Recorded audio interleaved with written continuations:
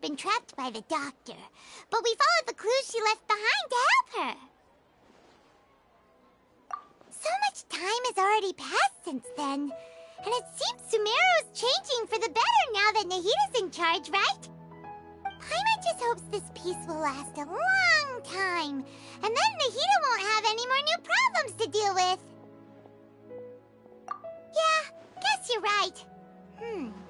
We somehow always find ourselves right in the thick of it. Who knows what will happen next? Come to think of it, maybe it's all because of you. Maybe you're just a magnet for trouble. Huh? Me? Before Paimon ran into you, Paimon never ran into any trouble. At most, when she was super tired, Paimon got caught in some strange whirlpool and sucked out into sea. And even then, you fished Paimon out. Anyway, for Nahita's sake, maybe we should think about heading to our next destination for now. Ah, look who it is. Running into you in a place like this? I can see you two still love wandering around. Oh, it's Dia! Since when are we just wandering around? We're usually taking care of some serious business. Even though it may have nothing to do with our journey. But never mind that. What brings you here? I just finished a commission in the desert for a usual client of mine. Nothing too interesting. Just escorting a shipment of goods. I'm on my way to report back. That's when I saw you two all the way over there, chatting away. What were you two talking about anyway?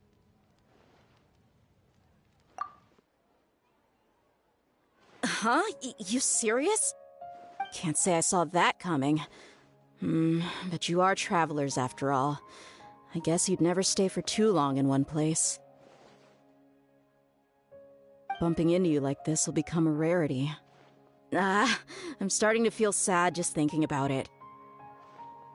Hey, how about I gather a few mercs to escort you two? What do you say? Thanks, but no need. Oh, Paimon had no clue you'd miss us so much. But don't worry, we'll come back to see everyone when we get a chance. Sounds good. All you need to do to get to Fontaine is cross this stretch of desert and navigate some waterways. Knowing you two, I'm sure it won't be anything you can't handle. So, when are you leaving? Oh, wait a sec. Paimon just remembered there are still a few dishes in Sumeru that Paimon hasn't tried yet. Now, where's that list Paimon made?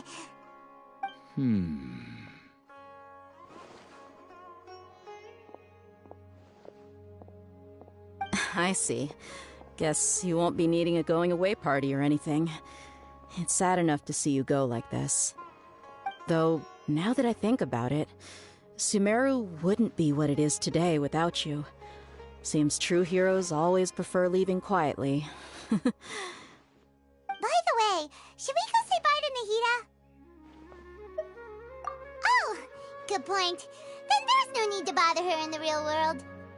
Then, I guess this is goodbye for now, Traveler in Paimon. Whether as a client or a friend, you're always welcome to come find me.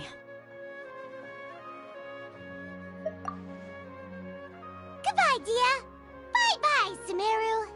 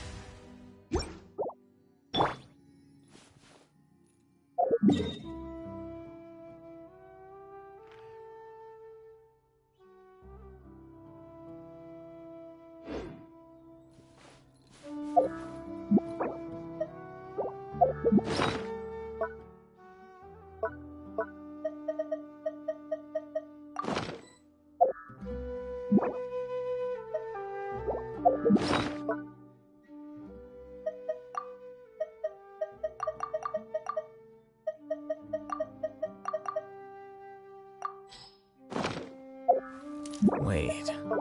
Huh? No. Yep.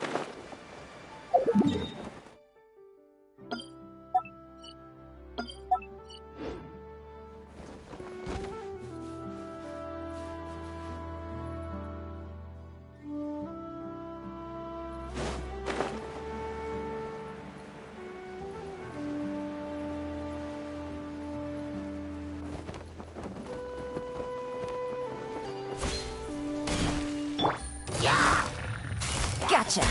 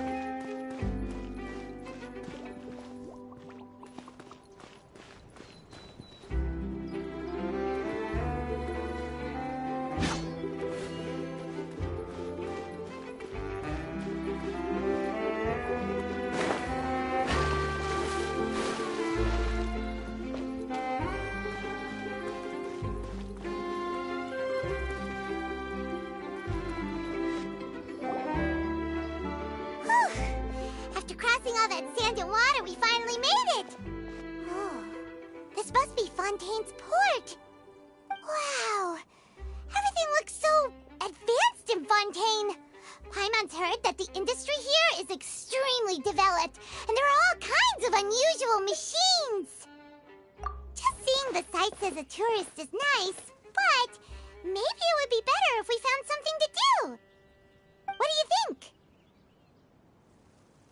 Good idea! Nahida gave us loads of useful information.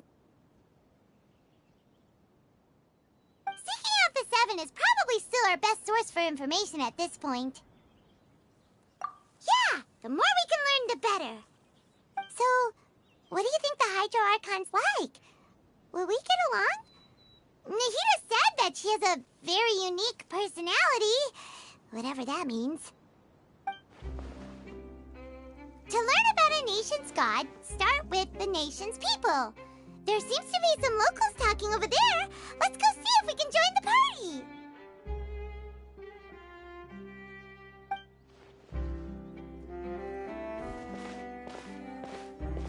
If you ask me, it's a tragedy how things ended for him. Clearly, he was a pretty decent person. Yeah, I didn't expect that kind of ending for him. I thought he would at least fight on a little longer for his family. I was expecting a sudden plot twist, but it's a pity that it never happened. Still, his story is quite the tearjerker.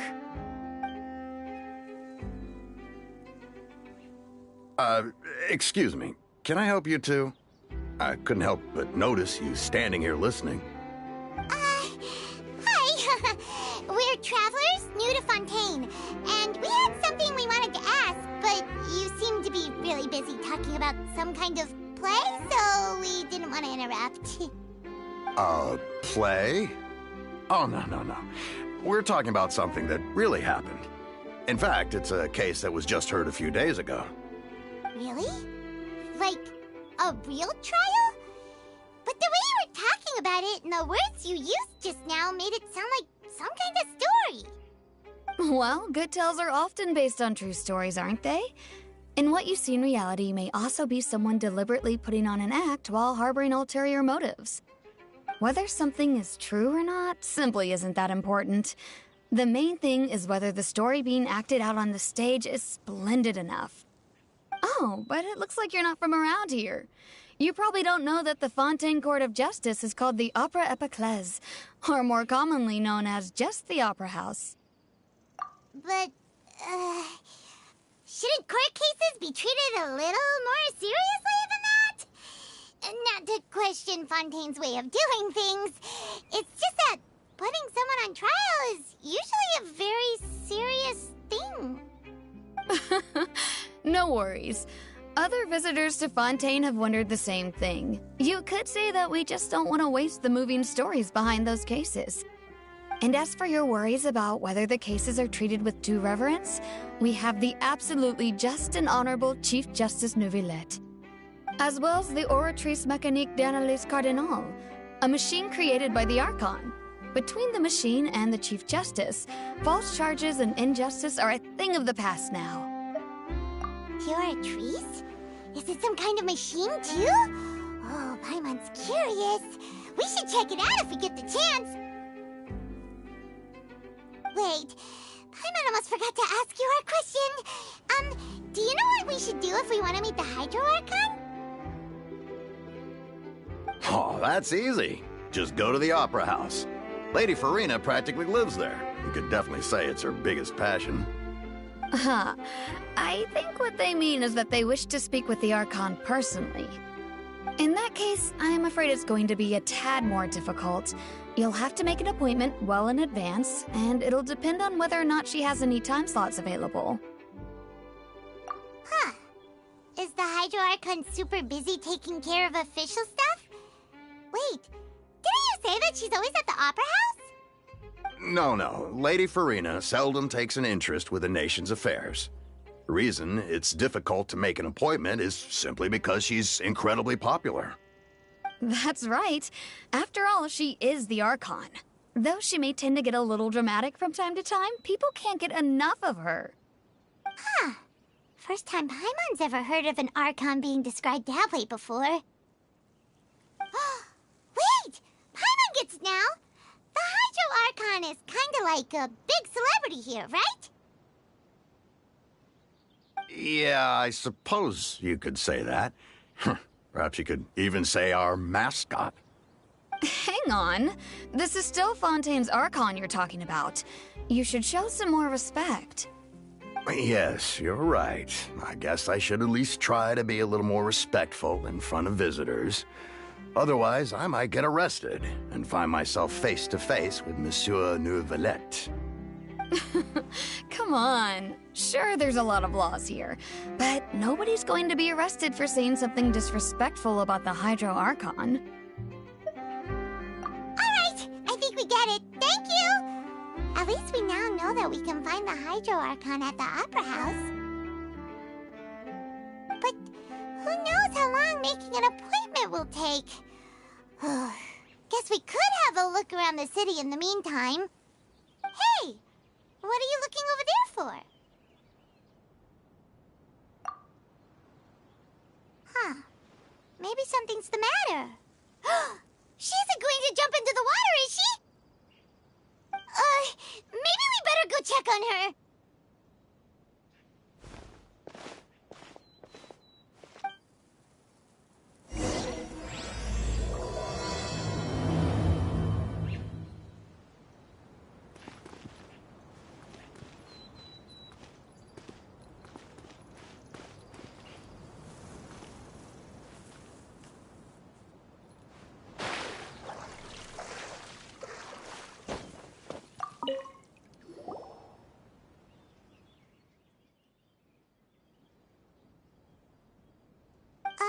Hello there. Excuse me. Are you alright? Huh? Ah, I'm fine. Thanks. Oh, okay then. We just noticed that you seem to be worried about something. About many things, actually. But there's nothing I can do but just keep my troubles to myself. I was just reminiscing about a place my brother and I would play when we were kids. It was just atop that hill over there. See? You're pointing at the sea. Wait, are you saying that you and your brother lived in the water? No, people call the waters around Fontaine a sea. It's actually just an inland lake that's filled with fresh water. And no, I can still see that hill clearly in my memories. Now, it's been completely submerged. He would skip and jump, tossing sand in the wind. The sun shone brightly, and the air was filled with the scent of the sea. But now, the water is gradually swallowing our memories. It won't be long before it swallows us. Sorry. Paimon doesn't really get what you mean. Ah, I don't believe we've had the pleasure of meeting. Are you Lynette's new friends? Oh, and you are? Thanks for looking after my sister. She often comes here to reminisce about our childhood, that's all. There's no need for any concern. Allow me to introduce myself. I'm Linny, and this is my sister Lynette. If I had to guess, I'd say you must be travelers from abroad. Nice to meet you. Paimon is Paimon, and this is the Traveler. We just arrived in Fontaine. We were just talking with your sister. Even though we didn't really get what she was saying. I see. It's unusual for Lynette to be so willing to talk with anyone. In fact, she seldom speaks at all. I'm usually the only one she ever talks to. Oh, really? Then you two are just like us. Paimon's always the one talking for some reason.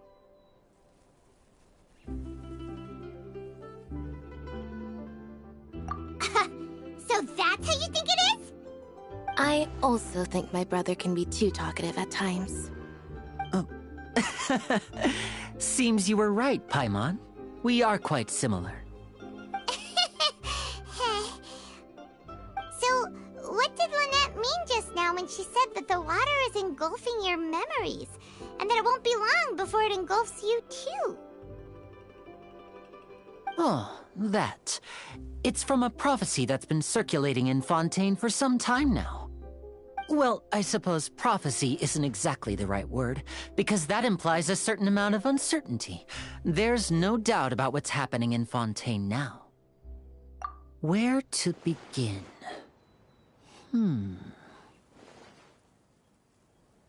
Let's put that question on hold for a moment. We still haven't formally greeted each other yet, have we? Did all the introductions earlier not count? Hello, Traveler.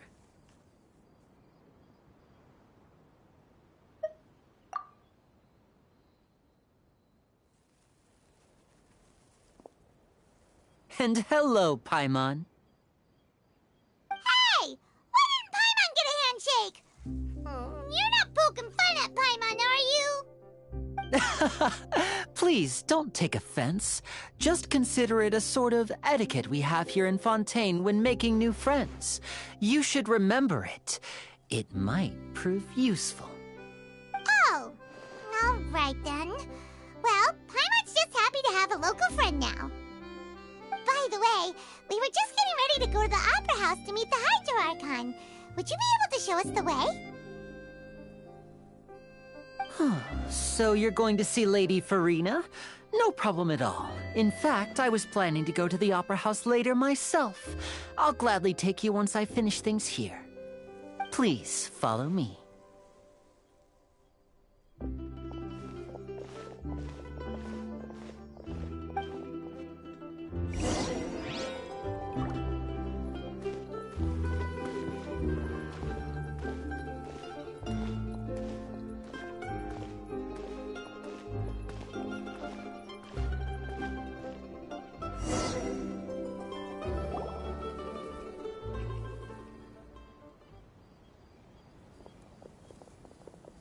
You said you were going to see Lady Farina? Well, it seems Lady Farina has come to see you.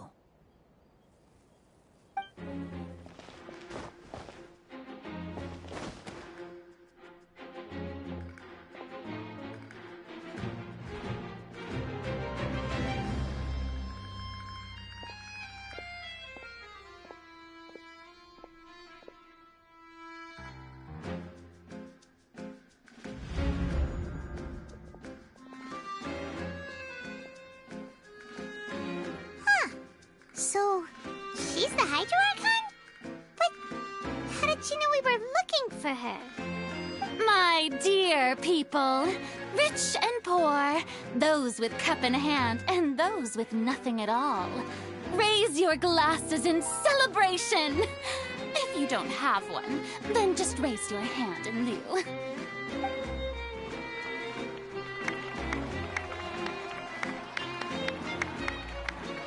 As you can all see, two unfamiliar travelers have arrived in our nation.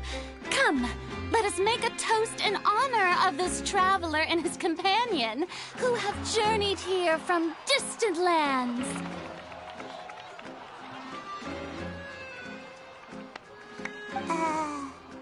Is she talking about us?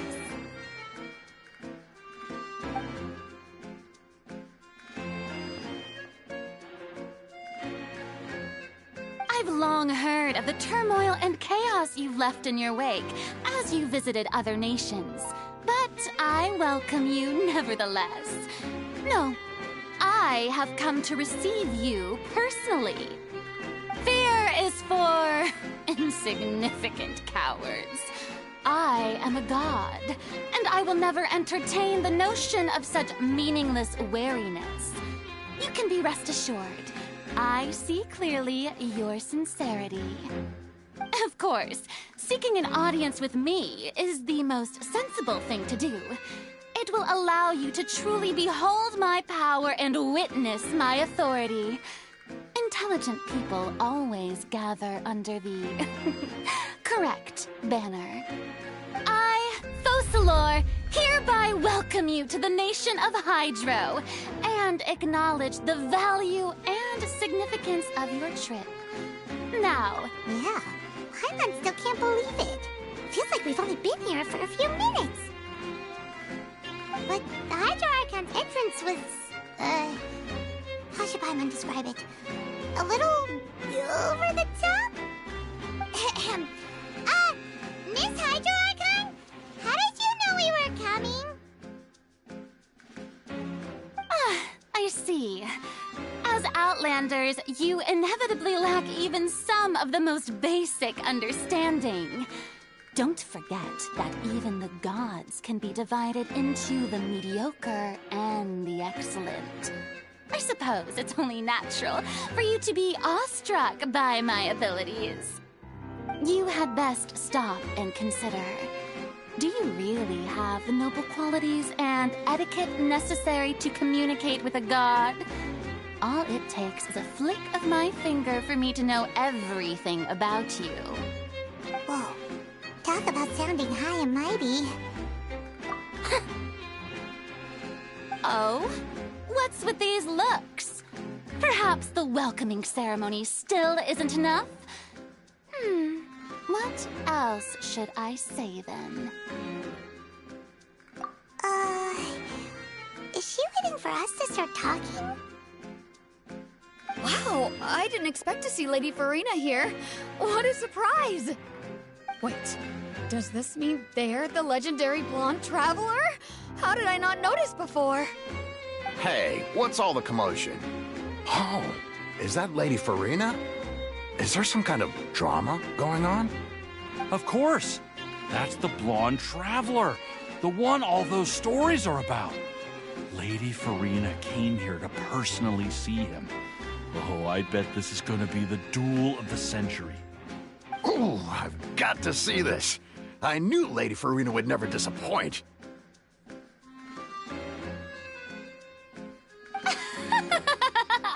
Yes, but don't get too excited now.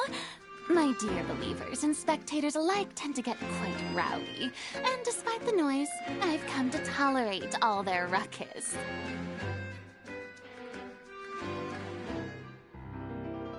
You may consider this my reward to all of you.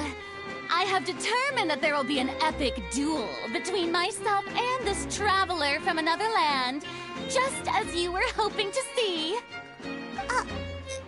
Now she wants to fight? Aren't we getting a little ahead of ourselves?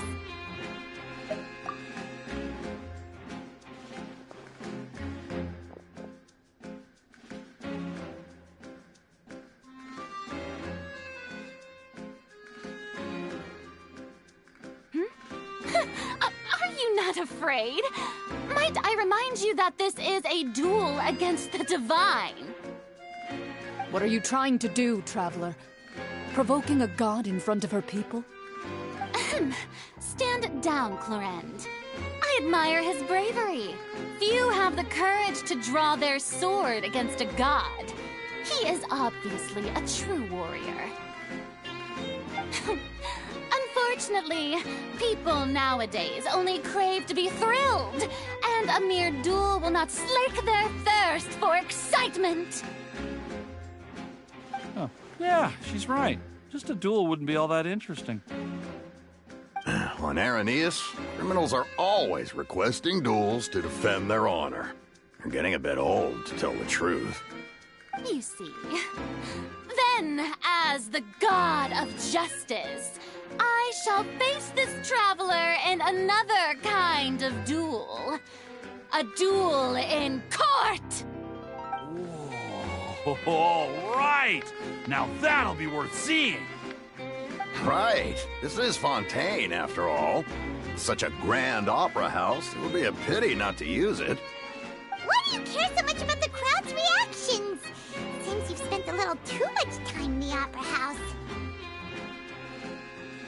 Besides, how exactly do you plan to have a duel in court? You mean you're going to put us on trial? Oh, we have reason to put you on trial. It's obvious, isn't it? According to Fontaine law, no one is permitted to release any flying objects within Fontaine city limits during the first 3 days of each month. You are clearly guilty of violating this law, no? Oh, so that's what they've done wrong.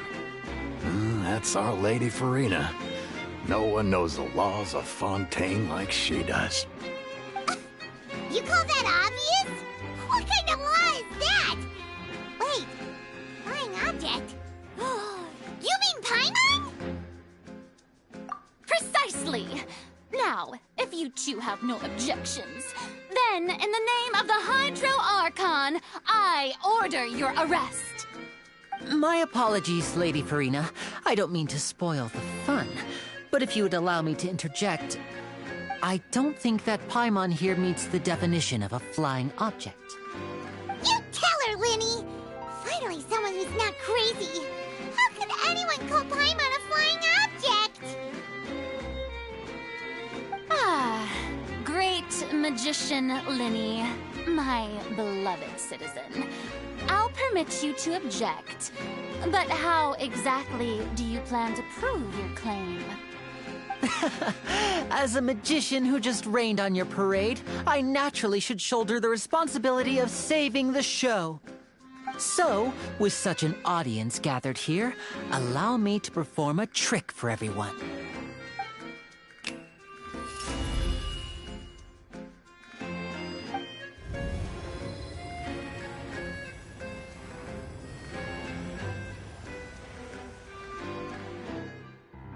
Ta-da! What's that on Paimon's back? Hey, when did you do that?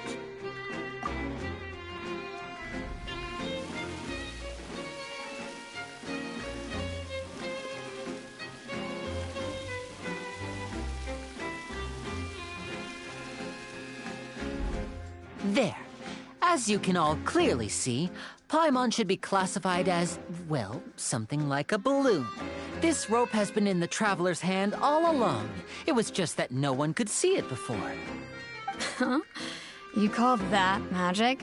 You've got to be joking. I thought it was pretty good. Nice one. Huh? I'm not sure what to think. It seems Lady Farina's charges no longer hold water.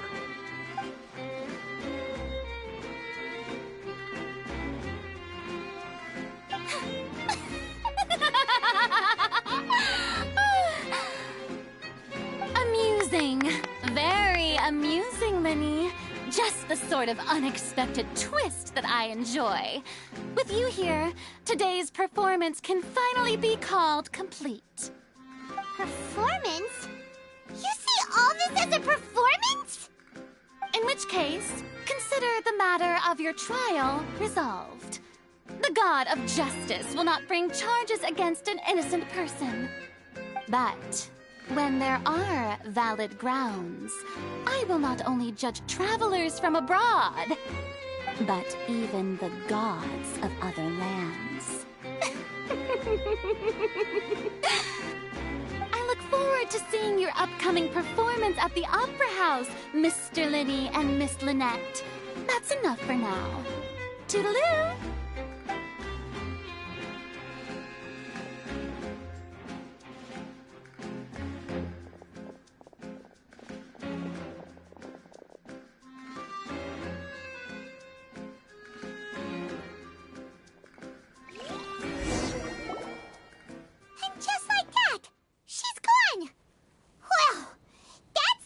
Unpredictable Archon Paimon's ever seen. We never even had a chance to ask her anything. But that's a problem for future Paimon. That whole scene just now was really... Don't mention it. I just happened to remember that there was such a law, so I did a little preparation, just in case. I didn't think it would actually come in handy. So, now do you see what kind of god Lady Farina is? She can be a bit confusing at times, but she is still amenable to reason. Anyway, Paimon had no idea you were a magician, Linny.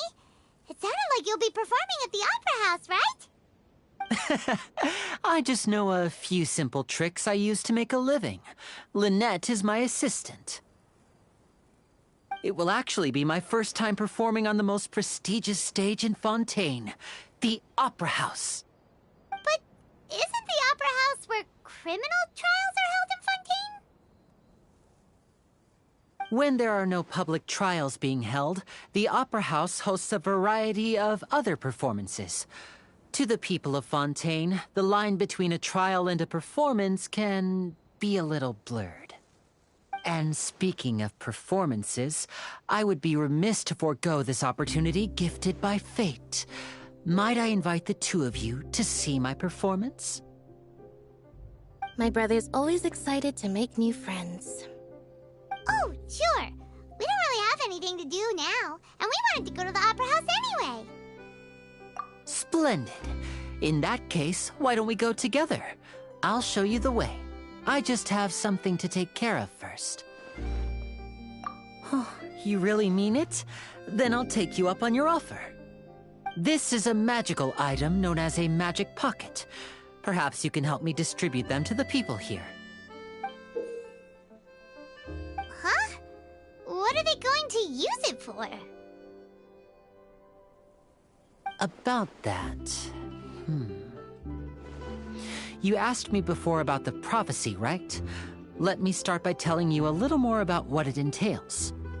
I'm not sure exactly when it began, but a prophecy has been circulating around Fontaine.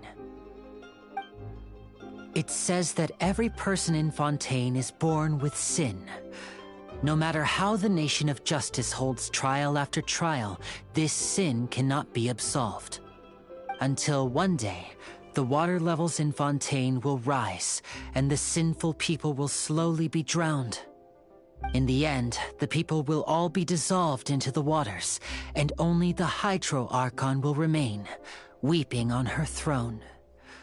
Only then will the sins of the people of Fontaine be washed away. That sounds pretty gloomy. Why are people in Fontaine born with sin? What is that supposed to mean? There are lots of guesses.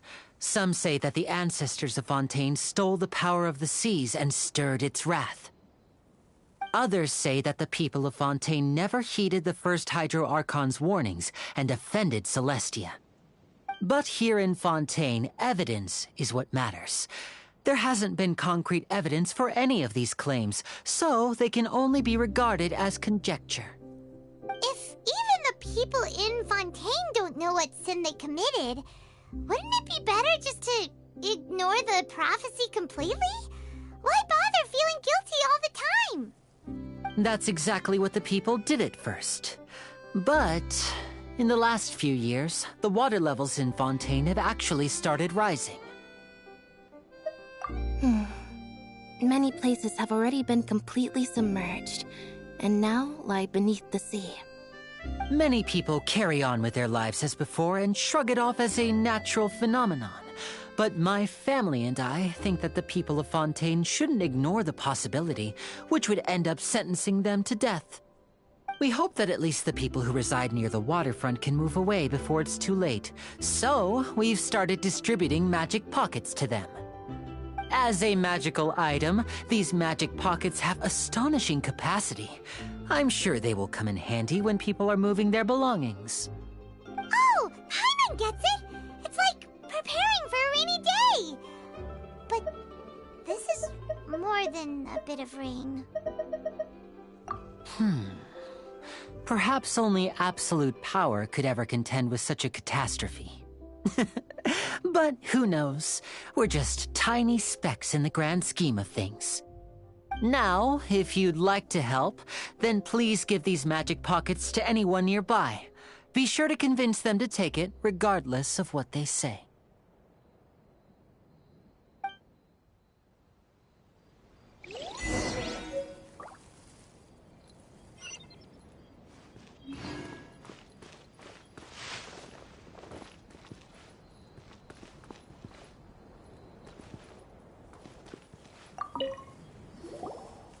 What's this? So you also believe in the prophecy. Keep it. I won't have any use for it. What? You mean you don't believe in the prophecy? No, I believe in the prophecy. But I also believe in another story. The story says that people once lived in the ocean. They were one with the ocean and couldn't live apart from it. But as time wore on, people desired to live on land and developed blood vessels, encapsulating the sea within their bodies. Thus could people set foot on land. So, if you ask me, when the water rises and takes us all, it'll be like we're going home. Oh, we hadn't heard that one before. But people can't live underwater. They'll die. You should probably still take it. All right, I'll take it. I guess I just feel that being dissolved into the water doesn't necessarily mean death.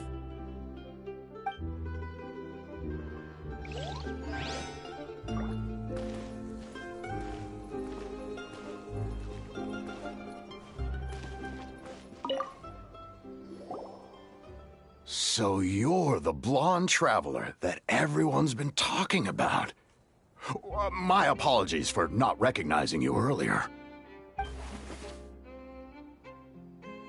Oh, a magic pocket? Seems you really thought of everything. I guess it's better to prepare for the worst and hope for the best. Thanks. Please, also thank the magician on my behalf when you get the chance.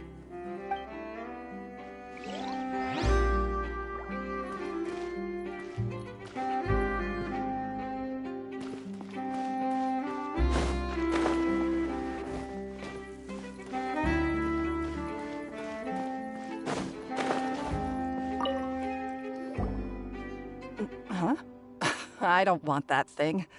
Way I see it, if the prophecy's true, it's still gonna be a long time before the water can cover everything. Life is all about living in the moment. What use is there in worrying about the future all the time? We'll cross that bridge when we get to it. You should still take it. You never know when it'll come in handy. Oh, all right, fine. Thanks.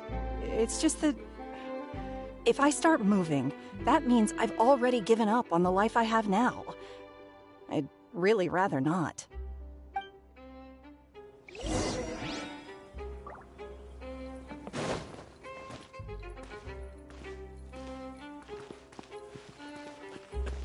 I can't wait to give her my gift. Oh? You already handed out all of the magic pockets? That was fast. So, what did people have to say? I bet you heard some, interesting opinions. Yes, but that will change once disaster strikes. I know they'll change their minds, so it's only right to help them prepare. Is there anything else you need to do before we leave? Yes, one last thing. I have the magic pockets made by a workshop in the court of Fontaine. Since we're out and about, I was thinking about bringing him some more materials. So, you want to collect materials? Just tell us what the materials look like and we'll help. Many hands make light work. Oh, that would be much appreciated. We'll need some Romaritime flowers. I remember seeing them near the waterfront on the east side of the harbor.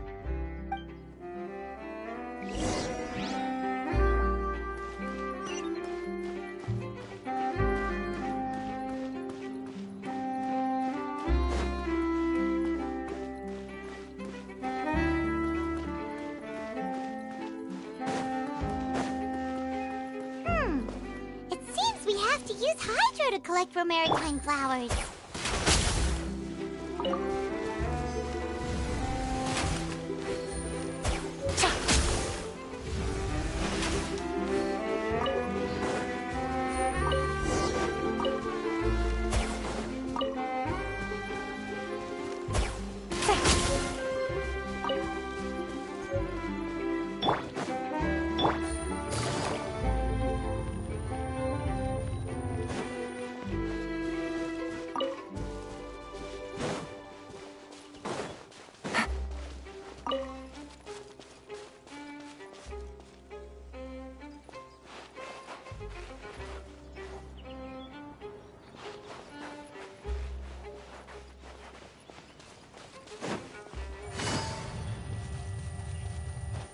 Yeah.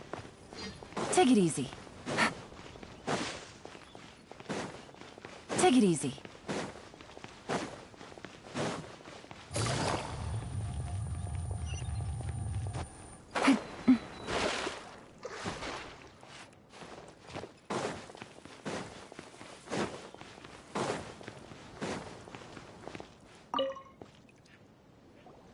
You made quick work of that. I can tell you're an experienced traveler. I've also finished collecting a few here. Maybe next time you'll feel like helping too, Lynette. No way. I'm in power-saving mode today. Otherwise, I fear I may not have any energy left for the performance at the Opera House. Fine. Though the performance is still a long way off. Now that we're finished here, we should get ready to head back to the Court of Fontaine. So, we're going to the Court of Fontaine before we head to the Opera House? Good. Paimon wants a tour of Fontaine's largest city and try...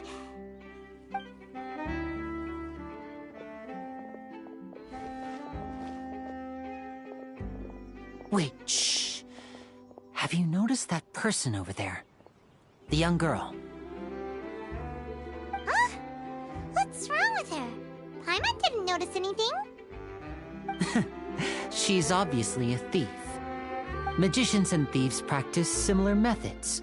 We divert attention, and a distracted audience is one that won't discover what you're really doing. Watch her movements carefully.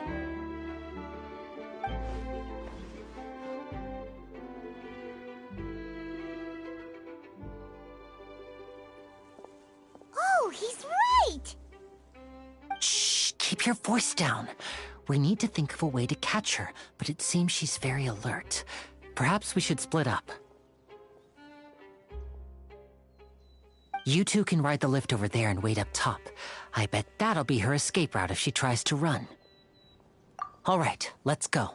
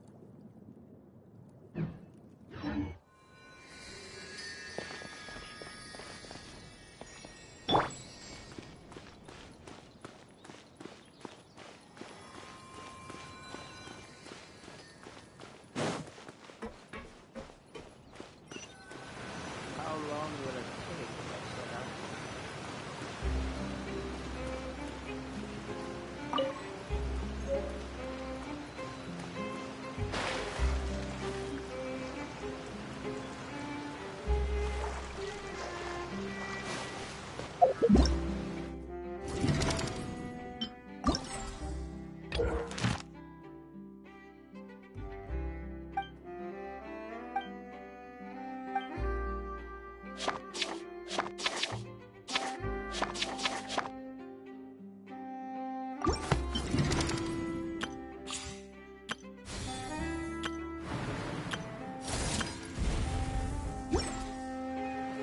learn alone, isn't it?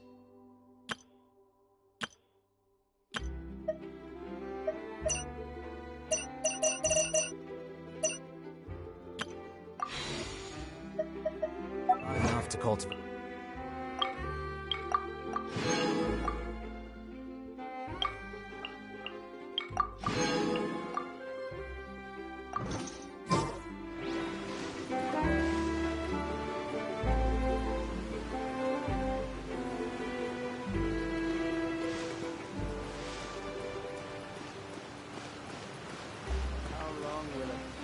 If I had known that, I wouldn't have updated the freight machinery.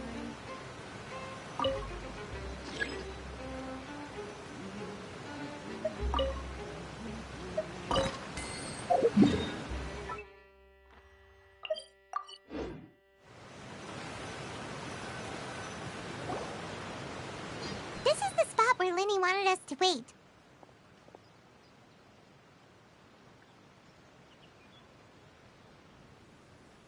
Oh, look! Isn't that her?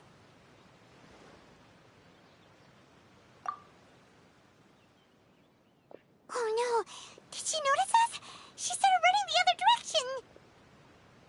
What should we do? Should we chase her?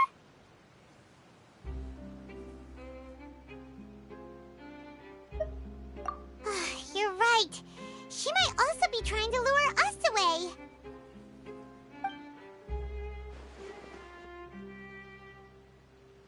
Nothing's happened for a while now. Paimon wonders if Linny caught the thief. Yeah, let's go.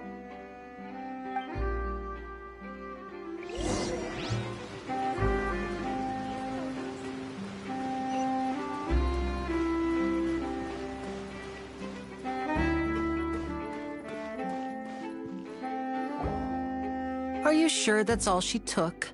You should check to make sure you're not missing anything else. No, that was all. Oh, I can't thank you enough. I didn't notice a thing earlier. Anyway, I should be going now. Thanks again. Oh, were you returning what the thief had stolen? That's right. Pity I wasn't able to catch her. She distracted me by dropping the thing she stole on the ground. By the time I looked back, she was already gone. I saw the general direction she went, but Linny twisted his ankle, and I needed to make sure he was okay. Oh, did you get hurt, Linny? I'll be all right. It's just a twisted ankle, that's all. In fact, it's feeling better already. If you want to play at being a hero, at least try not to get hurt doing it. Imagine what would happen if you managed to derail our performance as a result. You're right. Sorry, Lynette. I have to admit that the thief was even more skilled than I had anticipated. But at least we were able to get the stolen items back, so it wasn't a complete failure. What a slippery little thief! Guess things turned out all right in the end, though. Linny's initiative paid off! All right, let's put this little detour behind us. We should go to the Court of Fontaine now.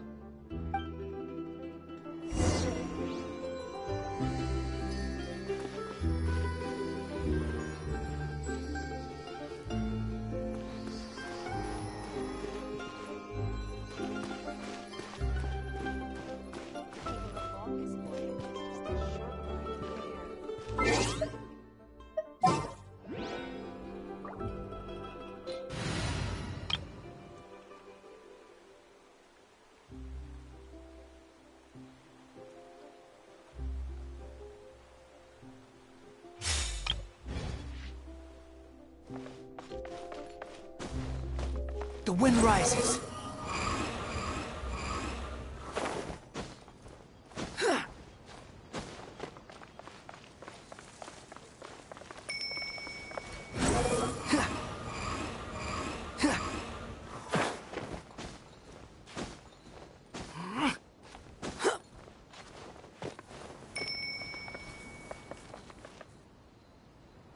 Cyclone Fury.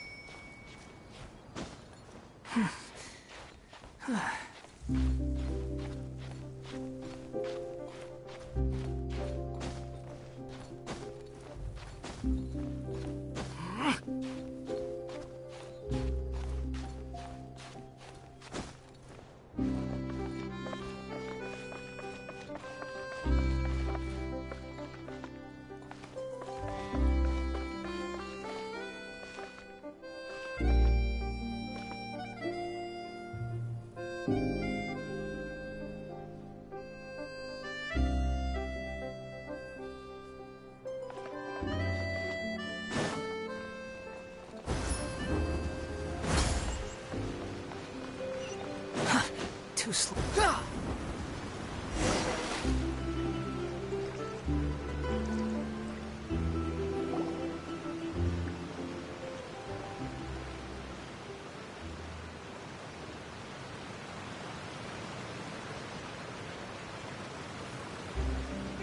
So, we ride this thing to go into the city? What an ingenious way to get around! People in Fontaine really know how to use water! This is an aqua bus. It allows people to travel between several key locations around Fontaine. It's pretty convenient, but the ride can become a little dull after a while. The scenery is always the same. That's why it's better to travel with friends. So you mean it's still boring even when I'm riding with you? No, that's not what I meant. It's just that, well, you don't really talk that much. Besides, it doesn't really feel like a real trip when it's just the two of us. It's the same as being at home. Whatever. Guess that's what it's like to be an older brother. It's about time for us to leave. Let's get on board.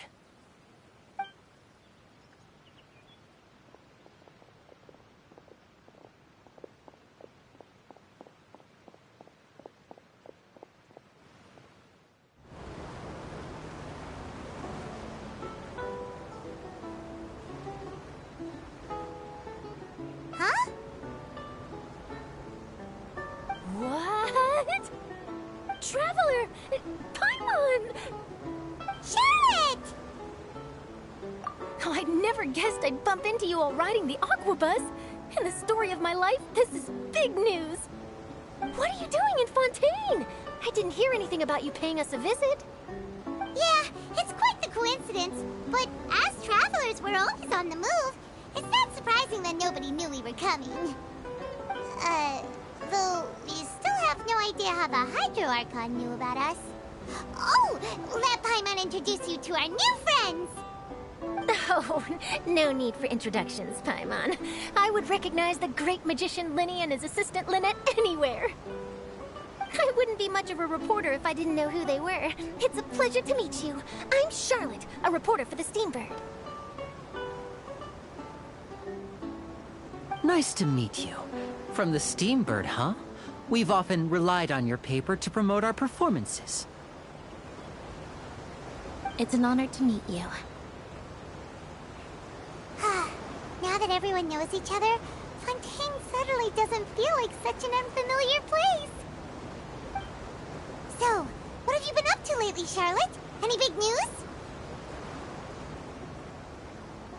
Not too much. When there isn't any breaking news, I mainly cover the trials at the Opera House.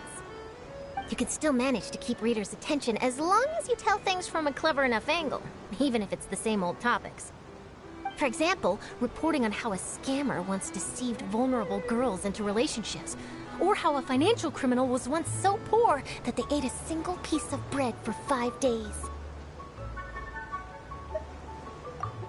You're right. Seems you know me pretty well. What I'm really after is exclusive, sensational news pieces that could shake the country. These smaller stories are a waste of my talents. Oh, I just remembered. I've been following a case lately. Well, a series of cases, actually. You mean the serial disappearances of young women case? That's right. These stories are the talk of the town right now, and it's probably the most mysterious case we've ever seen. If I'm the first with a draft ready to publish when the case is finally cracked, and it's the headline story in the Steambird, oh, when that happens, I bet all the other reporters will shed tears of envy. I've already gathered all kinds of materials. I just can't wait for the truth to be revealed. So, what is the serial disappearances of young women case? You mean the culprit hasn't been found? That's right. The first missing girl case happened almost 20 years ago.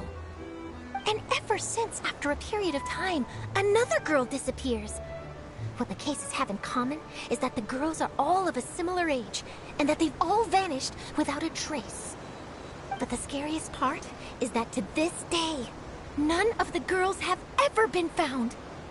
Many suspects have been arrested over the years in connection with this case, but shortly after each arrest, another disappearance would always happen.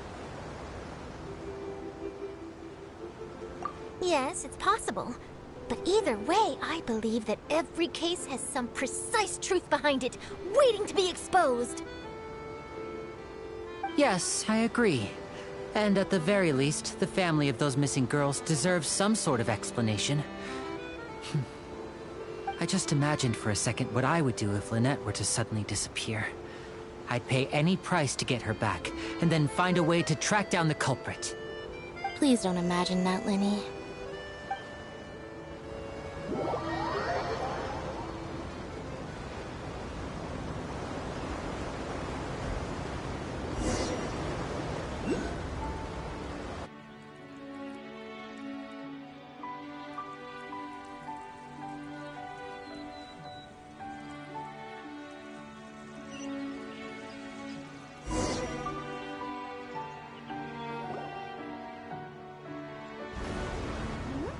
Hey, we're almost there! Look!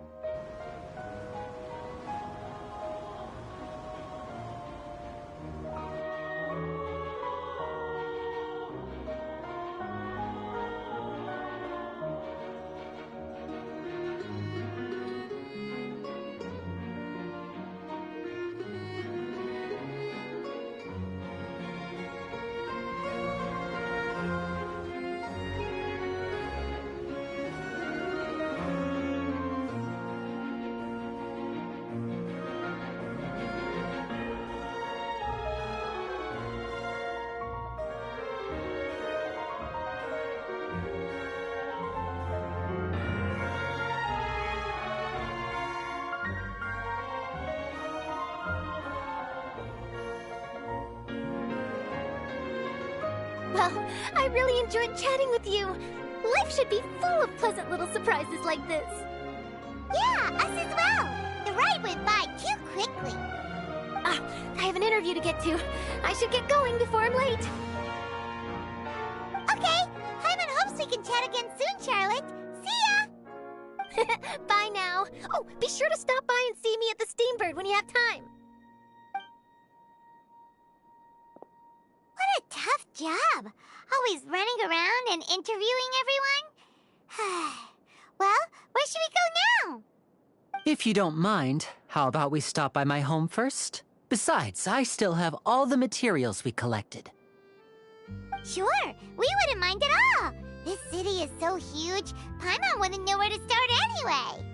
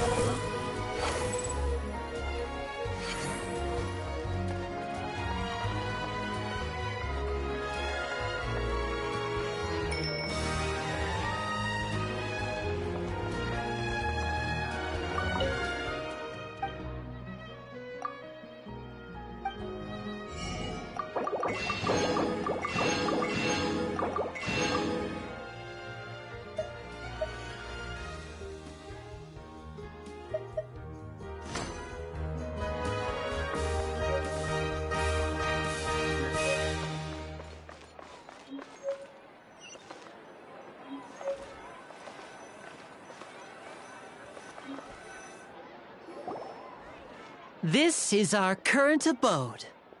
Ah, Fremine, you're home. Where did everyone else go? I have some new friends that I would like to introduce. Oh, they all just went out a moment ago.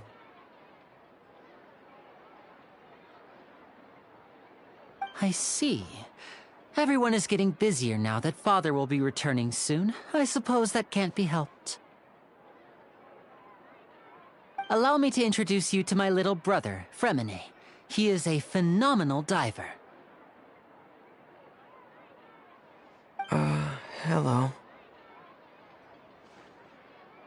Nice to meet you! Paimon is Paimon, and this is the Traveler! Oh, you sound very proud to have a diver as a brother, Linny.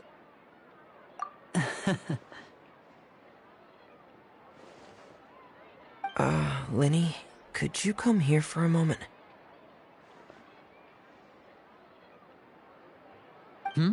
What is it, Fremine? Do you have something to tell me?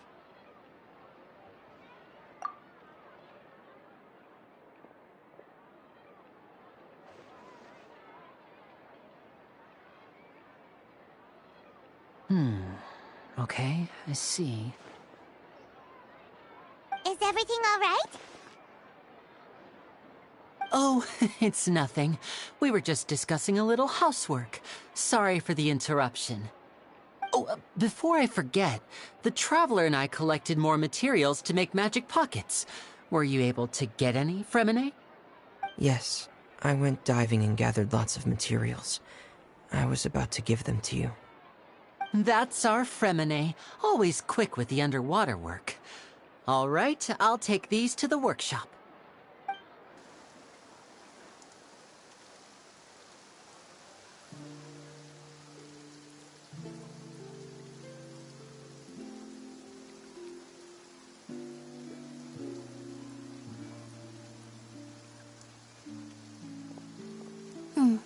Looks like rain.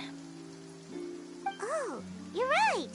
But wasn't it clear and sunny just a moment ago? Fontaine's weather sure is weird. I'm afraid that's just how it is here. It often rains on days where there are trials being held in the Opera House, but don't worry, it'll clear up soon enough. What's wrong, Fremine? There's a legend about the rain that I tend to believe. It's said that a dragon of water once resided in Fontaine. Though we don't know where the dragon went, every time it weeps, the skies will cloud up and pour out rain. When I was a child, my mother told me that if I wanted to go outside and play, I should yell toward the sky at the top of my lungs. Hydro Dragon! Hydro Dragon! Don't cry! If it's an elemental dragon, then having the power to make it rain wouldn't be very unusual. Let Paimon try something. Hydro Dragon! Hydro Dragon! Don't cry!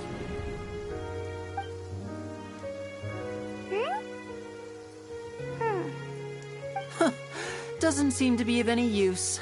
It is just a legend after all. You know, you might be a more popular magician if you understood the concept of romanticism. Or could at least play along. Sorry. It might be because we've never met the Hydro Dragon. Perhaps it can't be comforted by the words of strangers.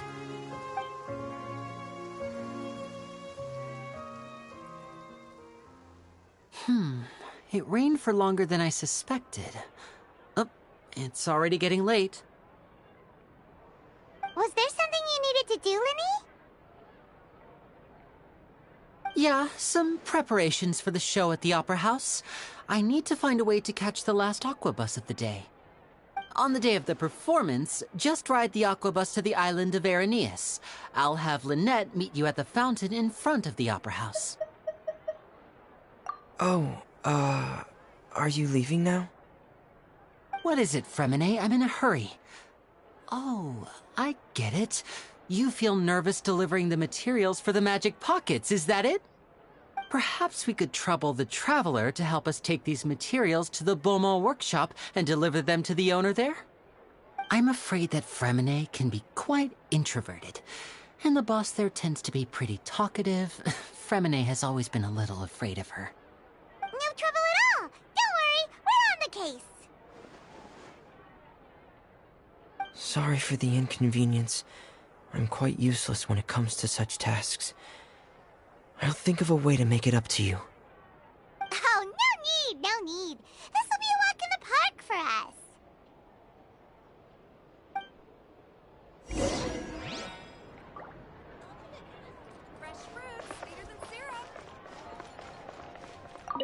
Thanks again, you two. I really can't deal with that lady.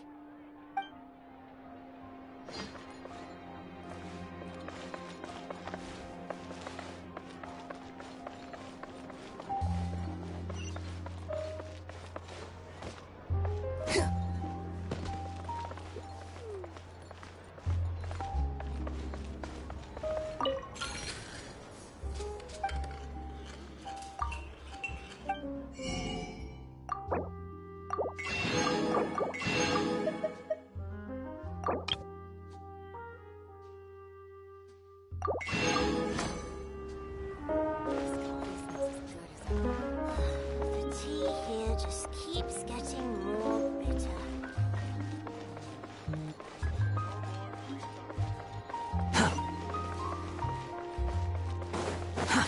Too slow.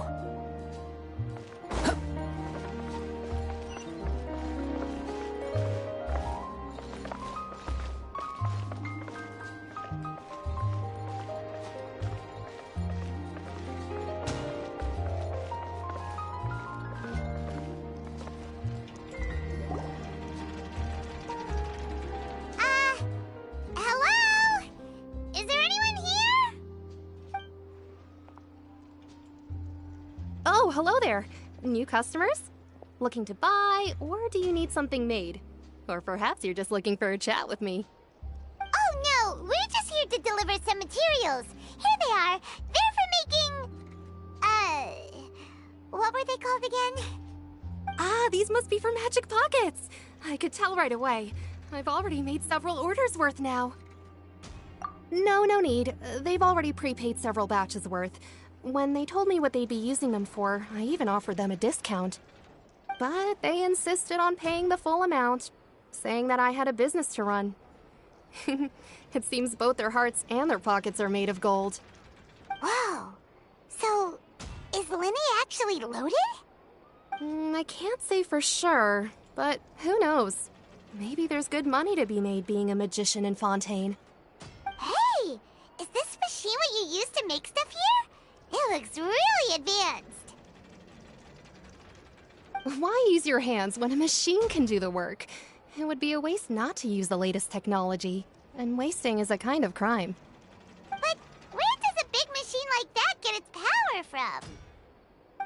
Well, it's a little complicated. I'm not sure I can put it in layman's terms for you. But basically, everything we usually use here in the city is powered by indemnitium. It's a type of energy that's produced from trials. Huh? How can trials produce energy? Well, I'm not completely sure of all the details myself, but basically, when a trial is in session, the Oratrice Mécanique d'Analyse Cardinale harvests people's belief in justice and converts it into energy to be used all around Fontaine. So that's what its other function is? Paimon heard that the Oratrice was created by the Archon to make judgments. But Paimon still doesn't get it. How could something unreliable like people's beliefs be turned into a stable power source for these machines?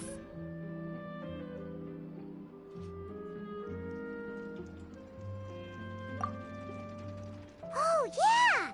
So that means the Hydro Archon relies on the machine to take the energy created by belief and turn it into power for all of Fontaine, right?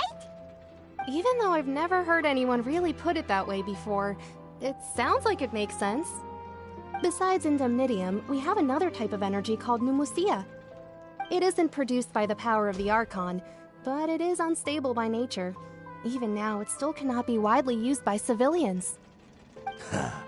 I thought I'd find you hard at work, but here you are chatting the day away. since you're already talking, I'm sure you wouldn't mind a few words with me. You again? Didn't I already promise you that I'd have the more I owe to Confrérie of Cabriere by next month? Why are you hounding me now? Yeah, but how do we know that you won't go running off by the end of this month? I want 50% today. Wait, no, 70%. Huh? You... Seems business isn't so great for the workshop. We've already finished our job and delivered the materials. Maybe now's a good time to leave? Hey, hold on. Before you go around trying to collect payments, why don't you settle your own debts first? If Confrérie of Cabriere wants to poach clients from Northland Bank, that's fine. But I'm afraid you still owe the bank a hefty sum of mora. So why don't we work things out between us first, before you get back to your little conversation here? You're from Northland Bank. But we said we'll pay everything we owe next month. Why are you hounding me now? Traveler, Paimon! I didn't think I'd run into you here in Fontaine. What are the chances? We're surprised to see you too! What are you doing here in Fontaine? You didn't want to stay in Snezhnaya? Long story short, I've already been in Fontaine for some time now, and honestly, things have been pretty boring. But it seems that fate brought our paths together today.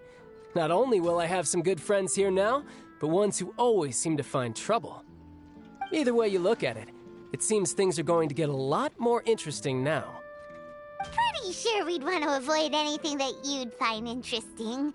Besides, our trip here has gone pretty well so far. Right, Traveler? Hey, you, Northland Bank boy. Aren't you forgetting something? Don't interrupt. It's not often I run into the Traveler like this. Why don't you wait for me over there for a while? You kidding? Aren't you the one looking for us? You really expect us to sit and twiddle our thumbs while you catch up with your friends? Listen to me, boy. If you want your mora, fine. Why don't you come and take it? Hey, I just said not to interrupt. Oh, by the way, Traveler, the last time I took Tonya and Tusser ice fishing, Tusser said... Hey! That's way over the line! All right, boys, let's see who has to pay up now! Can you at least let me finish one sentence? Fine. Though the bank told me not to get rough with our clients. You're the ones who started it. This is an act of self-defense. You two will have to be my witnesses, okay? I'm sure this won't take long.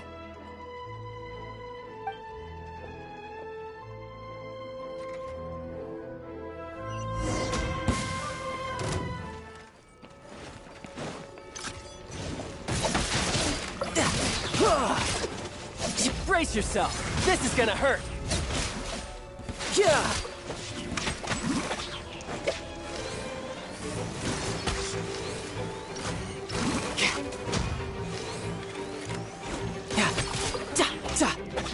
You're mine.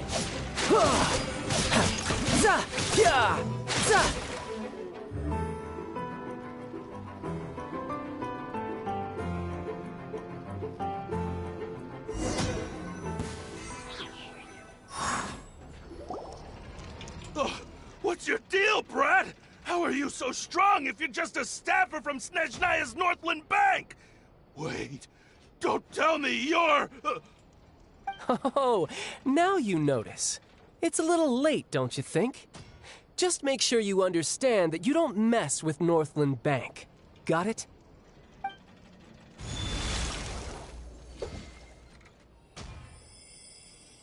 Huh? Now's my chance!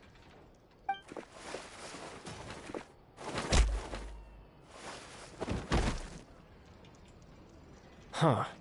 That was weird.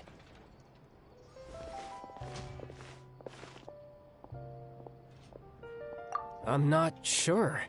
It's as if I suddenly lost control of my hydro powers when I needed them. Maybe there's something wrong with my vision? Strange. How could that happen? First time Paimon's ever heard of someone losing control of their vision. never mind. It doesn't matter. If I want to stay sharp, I shouldn't be relying too much on my vision anyway. Besides, I always have my delusion in case I need it. So what are you doing in Fontaine, child? And don't say it's work for Northland Bank. Well, I guess it's because I've been in a bad mood lately. Huh? What kind of reason is that? Wait, since when do you feel down about anything? I don't know. Maybe I still have a lot to learn about myself. But recently, there seems to be some sort of restless power stirring inside of me. And I don't know why, but every now and then I feel like I'm in a terrible mood. Maybe you losing control of your vision just now is connected with that power you're feeling inside. That is a possibility. I can't remember if I ever mentioned it before, but when I was 14, I fell into some unknown abyss. It was during that time I learned nearly all of my abilities. The one who took me under her wing and taught me was named Skirk. She was always quiet and very mysterious. Nobody knew where she came from or what she had been through, and she was always very strict when teaching me combat techniques. One time, I asked her why she was willing to take me on as an apprentice. From what I could make of her answer, it was because I had awakened it, and traces of it remained on me. She said that all my combat training would be useful in the future. But what is it? What did you awaken? She never explained that, but my guess is that it's related to a dream I saw when I had just fallen into that abyss. In my dream, I was in the deepest depths of the sea, and the boundless seabed was all around me. But in front of me appeared a whale that was so massive, I felt like I couldn't breathe. A whale? Oh, that sounds familiar! When we fought against you before, you summoned a huge whale that seemed to leap at us. Is that the one? That's just an abstract form of a whale that I create using my elemental powers. It takes that shape because the scene I dreamt of the whale has always been stuck in my mind. I'll never forget it. So you used the whale as inspiration for one of your moves? Huh. Seems a little twisted to Paimon. So why don't you just go ask your master? Maybe she knows the answer. You make it sound so easy. Ever since the incident I experienced there, I've never stopped searching for Master Skirk and that unknown abyss. But it's been years now, and I've still found nothing. There isn't even a trace of the place where I remember falling into the abyss. Oh, it sounds like some kind of ghost story. Yeah, I'm out of leads at this point, but there's nothing more I can do. It seems that strange encounters in this world tend to be elusive like that. Oh, seems the time really flies when I'm talking with you. I just remembered I have somewhere else I need to be, so I should get going. What? More work for the Northland Bank? No, it's more of a personal appointment. Lately, I've been sparring with some of Fontaine's official champion duelists whenever I'm feeling bored. Official champion duelists? You mean it's their job to duel? Yep. In Fontaine, before a criminal goes to court, they're given one chance to defend their honor by requesting a duel with an official champion duelist. The champion duelists are all-powerful fighters selected from among the nation's best, and the duel itself is a no-holds-barred fight with no specified stopping point. So engaging in such a duel is regarded as a symbol of defending your honor. If a criminal manages to win the duel, they'll be acquitted. But if they lose, they'll have no choice but to stand trial. And the worst-case scenario is that you're simply killed in the duel. Though it's rumored that Fontaine has a death penalty, from what I can tell, no one has ever been officially sentenced to death. So really, the only people who opt to duel are those who have suffered a grave injustice in being accused, or those who greatly value their honor. Otherwise, why gamble with your life? So, do many people actually get out of their trials by winning the duel? Apparently, it's exceedingly rare for anyone to actually win. Fontaine probably enacted this system as a way to show that the nation respects the honor of its citizens. Besides, none of the champion duelists are to be trifled with, which is exactly why I was itching to face them as soon as I got to Fontaine. Apparently the one I'm meeting today, Clorinde, is the strongest of the champion duelists. I had been asking her for some time before she finally agreed to face me today. Well, that's child for ya. Paimon feels like we heard that name somewhere before. Clorinde. Huh. Oh, before I forget, I want you to have this. Huh? Your vision? You're seriously just giving it away? I'm just worried that it could become uncontrollable again. I'd be pretty upset if it got in the way of my duel, so I think I'll be better off without it for now. Besides, I just need you to hold on to it for a short while. I'll come retrieve it when I have some time later. Paimon knows what you're up to. You just want an excuse to come talk to us again, don't you? Whatever gave you that idea? I'll be in touch later.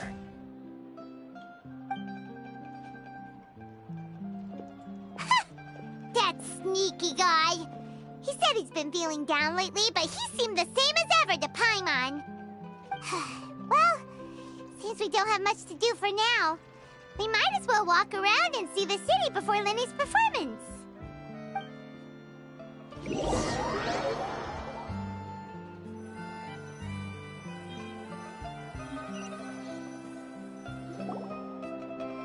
Wow! Who could have seen that coming? The reporter who was barely around for most of the story was the murderer all along! Sorry. Paimon was just surprised, that's all. Paimon never saw that twist coming. The murder mystery novels here are amazing! The whodunits here in Fontaine are a lot different than the light novels you see from Yai Publishing House. Both have their merits, but Paimon thinks this style of novels are more, well, novel. It's so exciting to reach the moment when the mystery is uncovered, especially in the one Paimon was just reading. You should buy a copy and read it too. Oh, sorry about that. Paimon will be more careful next time. Hey, shouldn't we be heading to the Opera House to see Lenny's performance soon? It's almost time for the show to start, so we should get going. Lenny said that the Opera House is on Aranias, so let's go ride the Aqua Bus!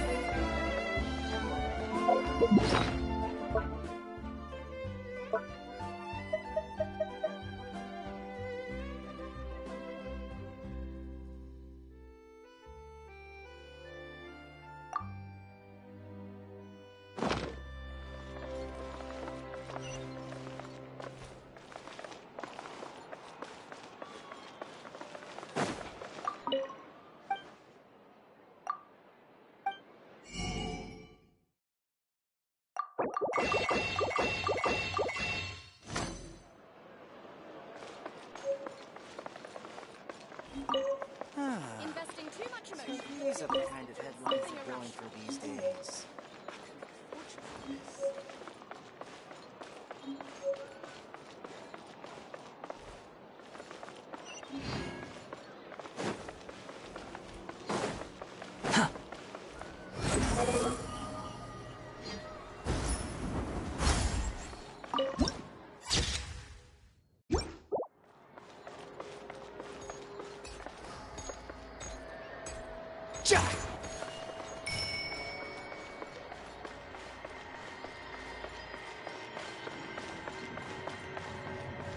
Quit following me.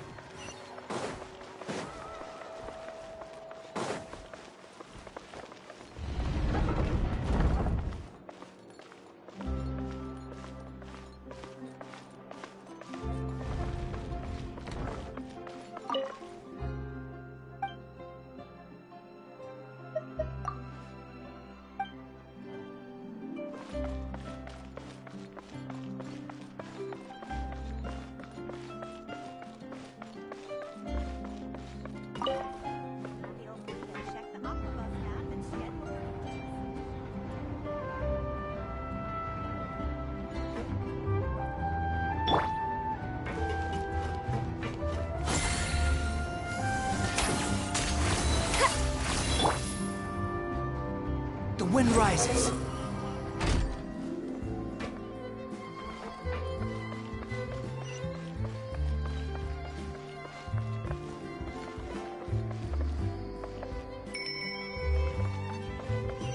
Behold!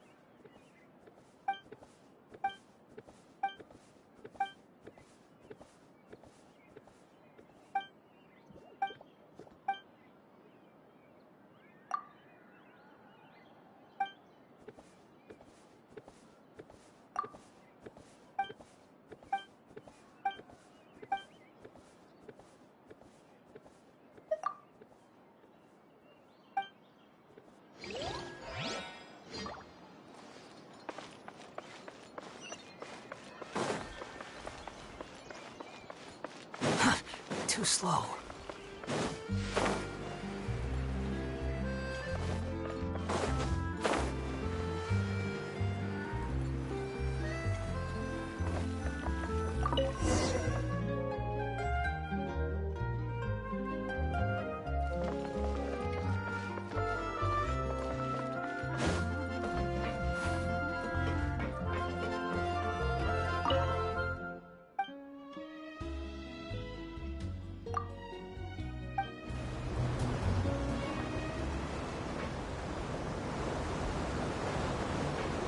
Welcome to the Navia line. I am Elfan. The boat will be departing imminently. Please do not stick your head, hands, or other body parts outside the boat. The Aquabus operator is not responsible for any accidents or injuries resulting from doing so. Also, please remember to buy the Steambird, though I don't read it myself. The destination of the current tour is Erinias. Points of interest worth visiting include the Fountain of Lucine and the Opera Epiclese. If you look to the left in the direction we are currently traveling, you will see the famous Fontaine Research Institute up in the sky. An experiment gone wrong turned a new sightseeing opportunity. Human ingenuity truly is a wondrous thing.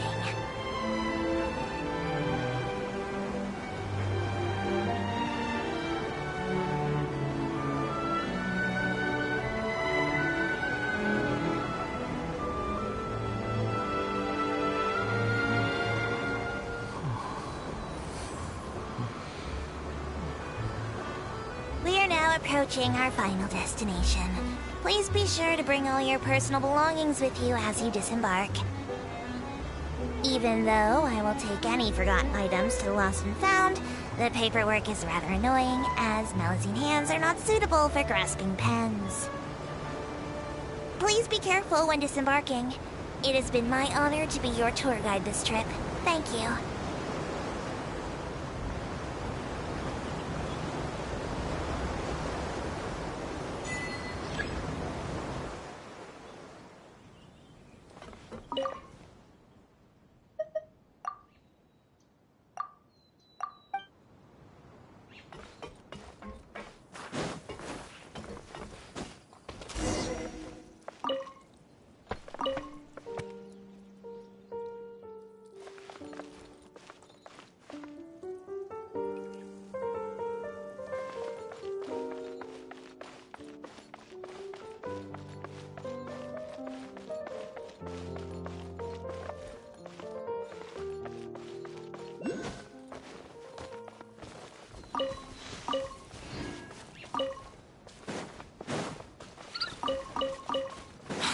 following me.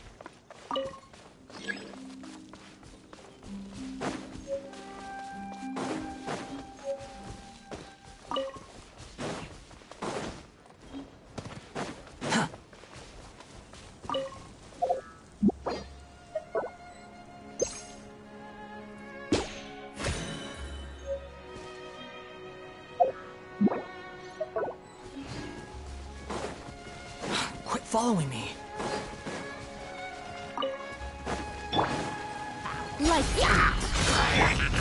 Check this out! The wind rises.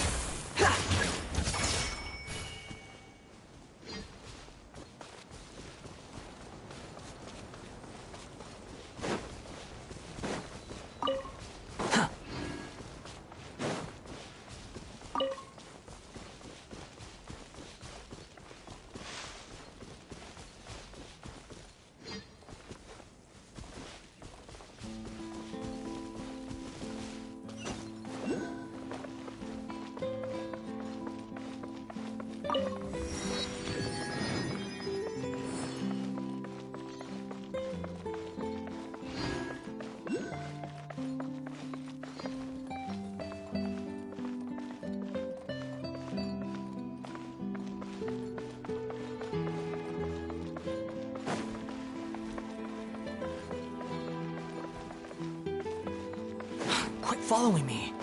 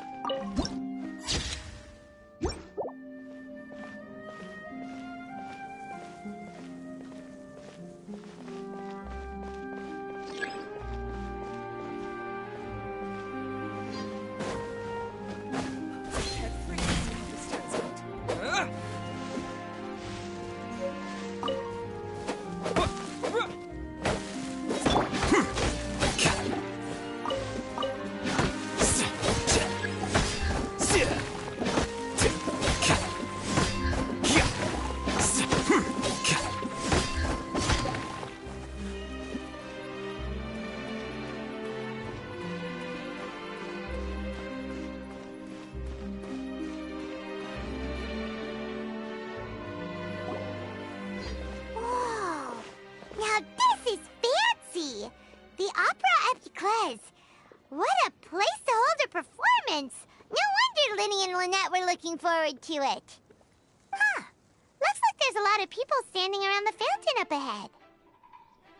Oh, Archon, please bless us with a bright and healthy child. We pray. I don't know why you always feel the need to ask so much. I'll be happy as long as our child is healthy and lives a peaceful life. I guess if they're our kid, then there's no doubt they'll turn out smart. Maybe this is one of the customs in Fontaine. There sure are a lot of couples here. Vache.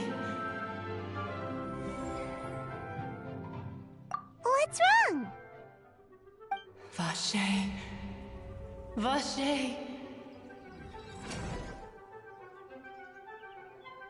No, Paimon didn't say anything. Are you hearing things? Welcome to the Fountain of Lucine. All the water flowing through Fontaine converges here. It's customary for newlyweds to come here and wish for children. Lynette! You scared Paimon! When did you get here? Lenny asked me to wait here for you, remember? Right. What do you mean? There are a lot of people here right now. Hey, you're not trying to scare Paimon, are you? Besides, it's the middle of the day. It's not the time for eerie things. I see. I might be able to tell you something that could help explain the voice you heard. In fact, you might not be imagining things at all. I suspect that what you heard is a result of your hypersensitivity to the hydro element. Others in my family have had similar experiences. It's because of his sensitivity to the hydro element? But what would hearing a voice have to do with elemental power? When do you cry, Paimon? Wait, what? What does that have to do with anything? Just answer me. When do you cry?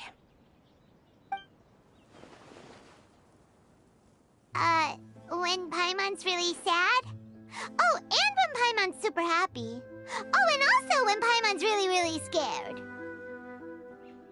Then you should understand that tears contain your most intense emotions. Like I just mentioned, the Fountain of Lucine is where all the flowing water in Fontaine converges. Even the tears that fall to the ground will eventually gather here. So maybe what you heard was the intense emotion coming from someone's tears. So, what did the voice say? If you were hearing their emotions, then Paimon wonders what happened to them. Rather than worrying about them, we should worry about my brother first. Don't let that calm look of his fool you. He tends to get pretty nervous just before a performance. So chatting with Linny might help him relax a little before he goes on stage. Oh, right. That makes sense. Let's go in and see Linny.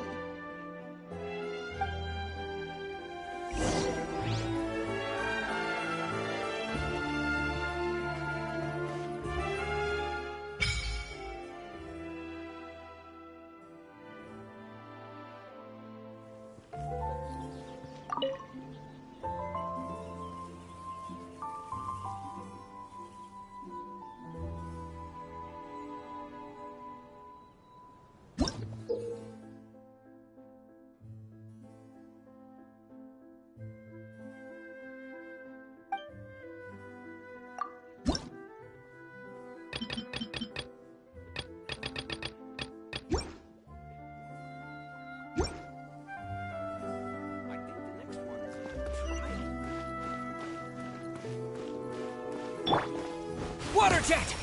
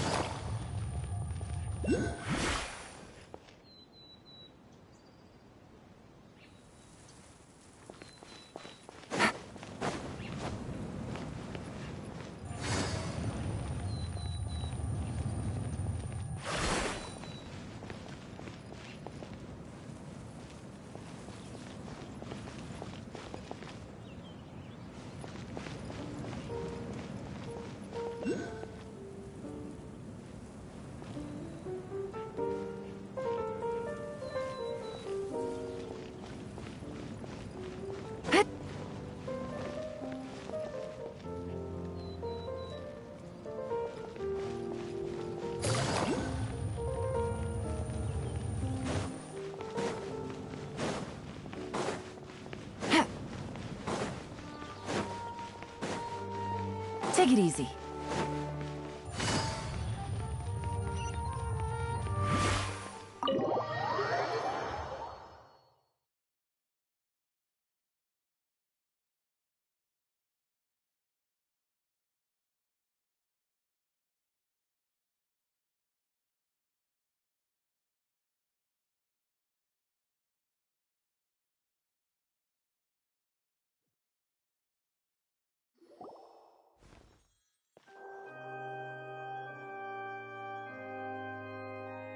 Ah, Traveler and Paimon. Good to see you.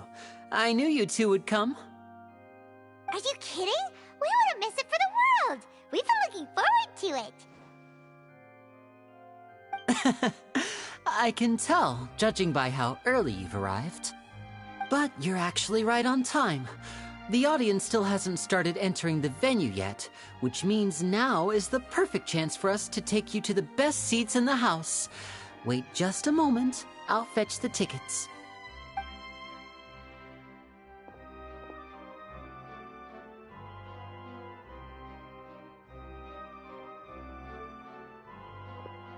The Opera House has assigned seating, so you always have to make reservations.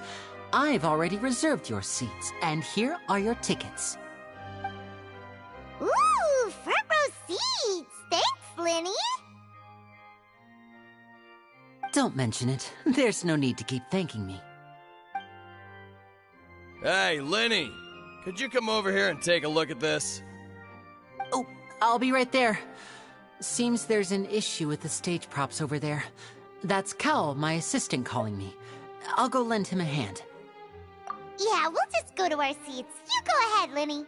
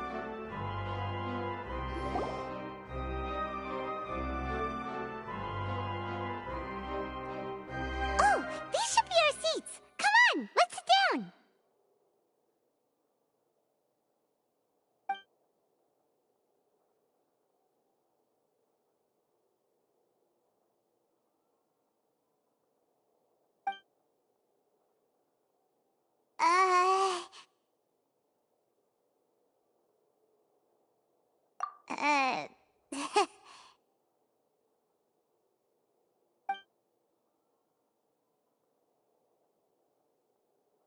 Hey, Traveler. Maybe we should strike up a conversation with the person next to us. Since we're sitting together and the rest of the place is practically empty still, it's kinda awkward if we don't say anything. Oh, you little... Of course you put this on Paimon? Excuse me, I did not realize you felt awkward. I am terribly sorry. I would be perfectly happy to chat with you if that is what you would like.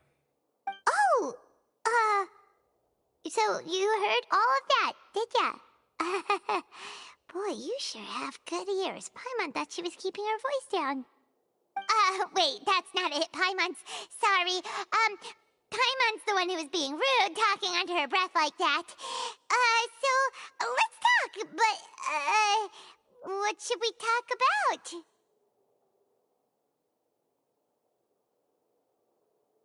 Oh, Paimon's got it.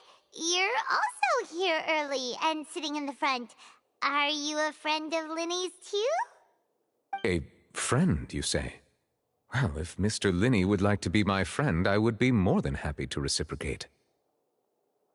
Oh, so you're not friends with Linny then? Oh, this is getting more awkward by the second. Paimon nearly forgot to make her introduction. Nice to meet you. Paimon is Paimon, and this is the Traveler. We just arrived in Fontaine. It is an honor to meet you two. I have heard of your deeds across Tevat. And as required by proper etiquette, I will also introduce myself. I am... Oh, Monsieur Nervillet. What an honor it is to have you here to see my show. Ah, Mr. Linney. I should say it is in fact an honor for me to see your performance in person.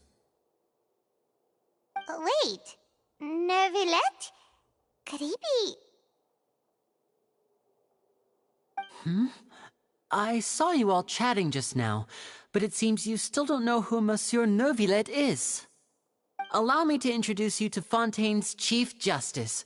That seat is always reserved for him. It wouldn't be too much to say that he's the symbol of justice and honesty here in Fontaine. Whoa! Sorry for being so rude just now. Paimon had no idea you were such an important person. No offense taken. Being Chief Justice is merely what I do for work. Nearly every person has their usual reserved seat, so I'm not so special, really. And by the way, I should probably let you know, even though I would prefer not to, there's someone sitting up there in the VIP seats that has been striking a pose for quite a while now. I believe she is trying to give you a most elegant and impressive first impression. So I think you should take notice of her sooner rather than later, otherwise she may become flustered.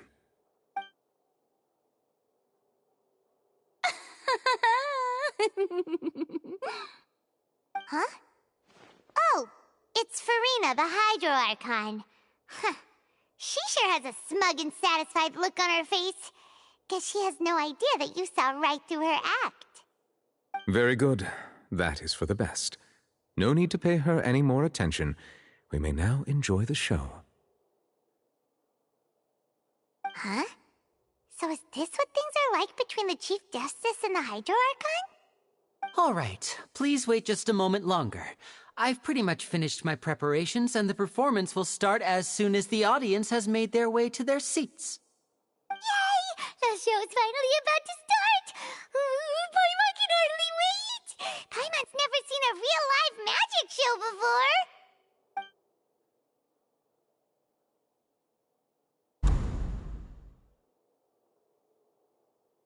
Oh! They're dimming the lights! The show must be starting!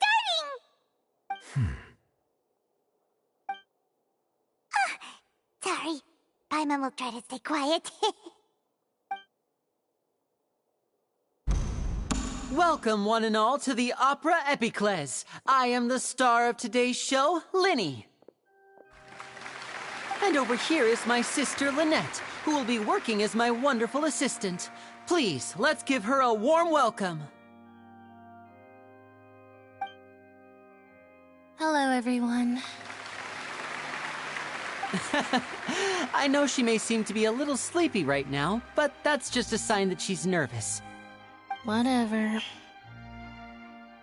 Now, some of you may be thinking, two vision holders who can freely manipulate elemental powers performing magic is not true magic at all.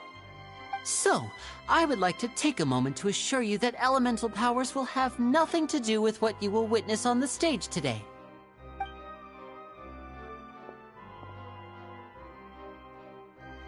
Both Lynette and myself have removed our visions for the show. That way, even the gods won't be able to help us. Oh, good point. That's what makes the show real magic. Now, without further ado, let the show begin. Lynette will now exit the stage to make some preparations. I know you might miss her, but don't worry. She'll be coming right back on stage momentarily. Perhaps in an unexpected way. I'm sure she'll be stealing the spotlight soon enough. Oh, and before I forget, there's one more thing I should say. You never know what can happen in the blink of an eye.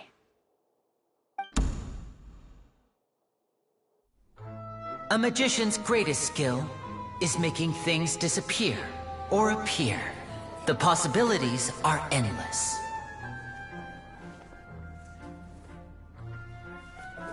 Huh?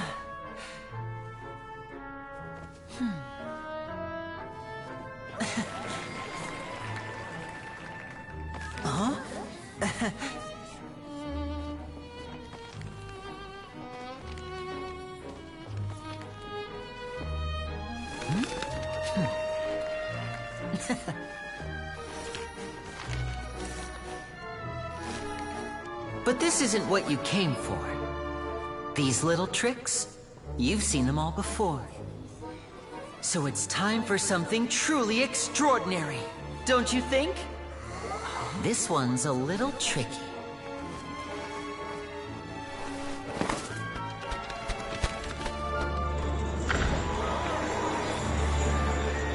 Using this water tank, I shall make my sister vanish completely, right before your very eyes.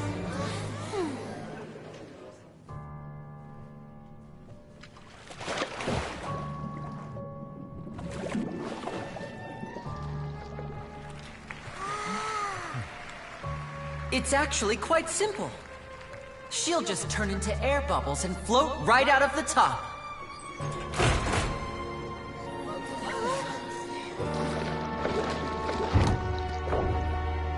Oh no! I told them to check all the props carefully. With the lid on, even air can't escape. An amateur magician would be getting very nervous right around now.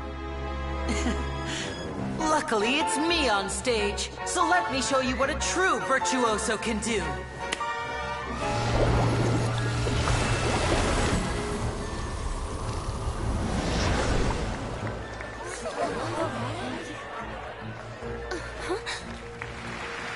Lynette, are you still there? Don't go too far. We don't want to use up all our magic.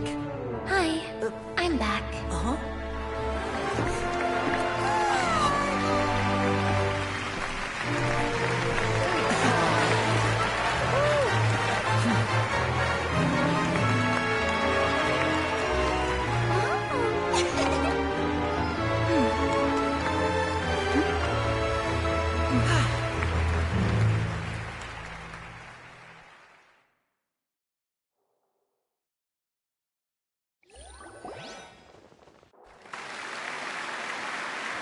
Whoa!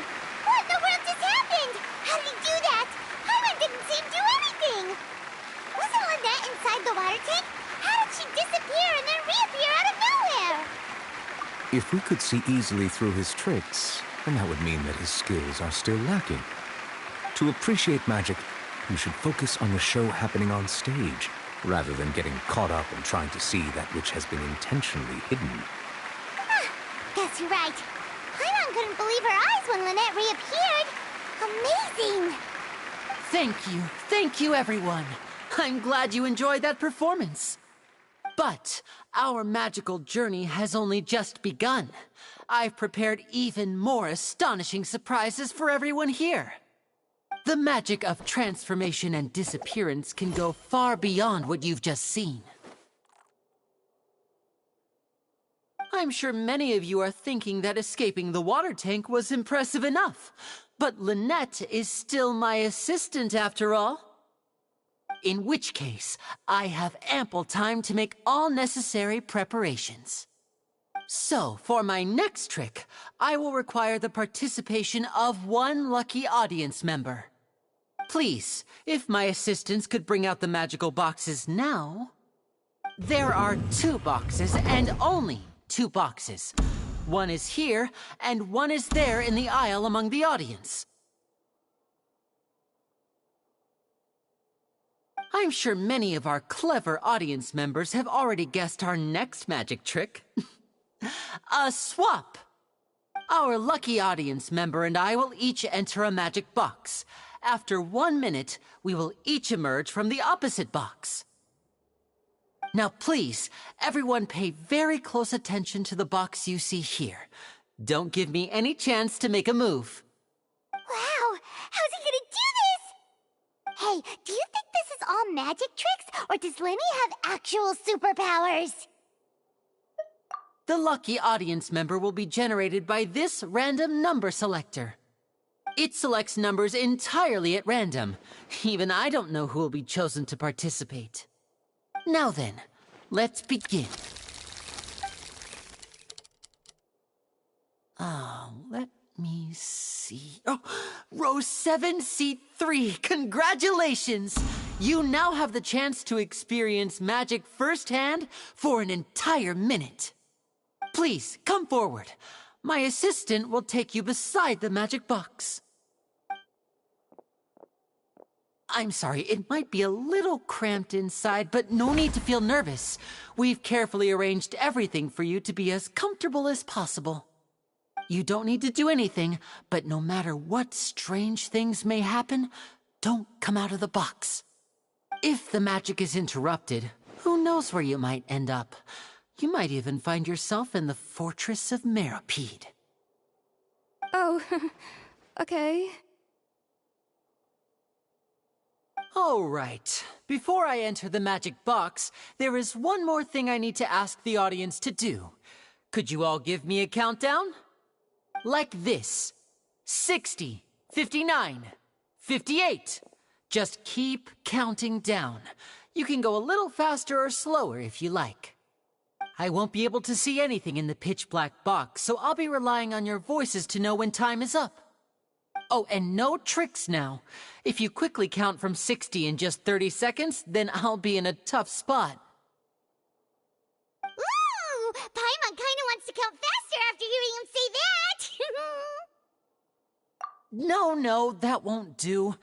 I can see it in your eyes. You still can't be trusted. Let's practice together. Come on, repeat after me. 60, 59, 58. 60, 59, 58! That's right, perfect. Keep it going. All right, I'll see you all on the other side once you've finished counting.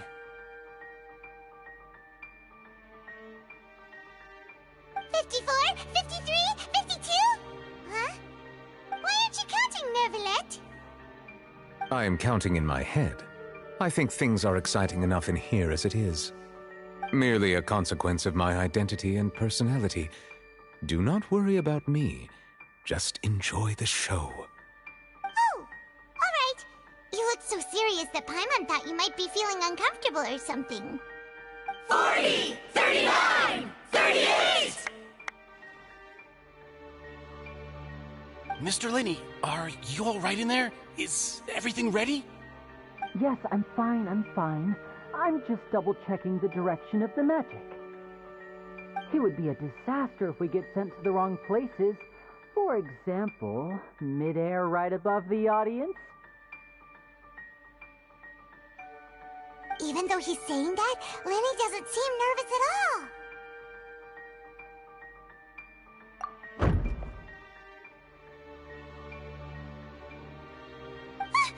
What was that noise?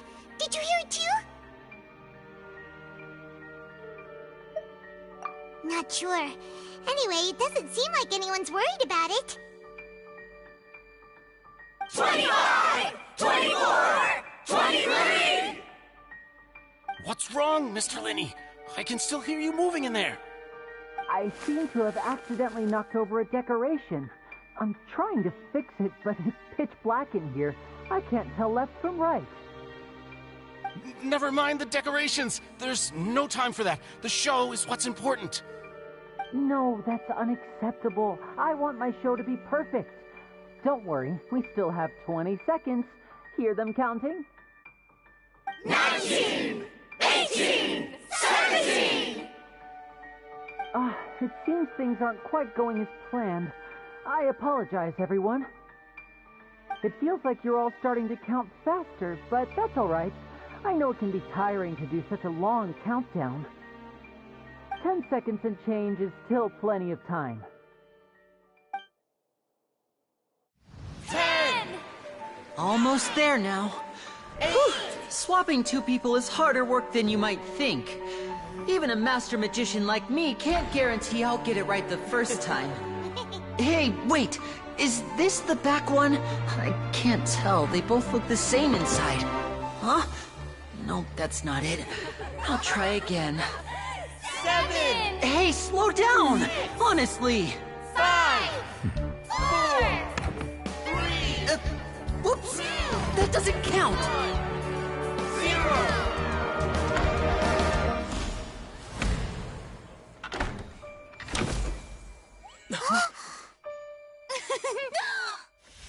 Ta-da!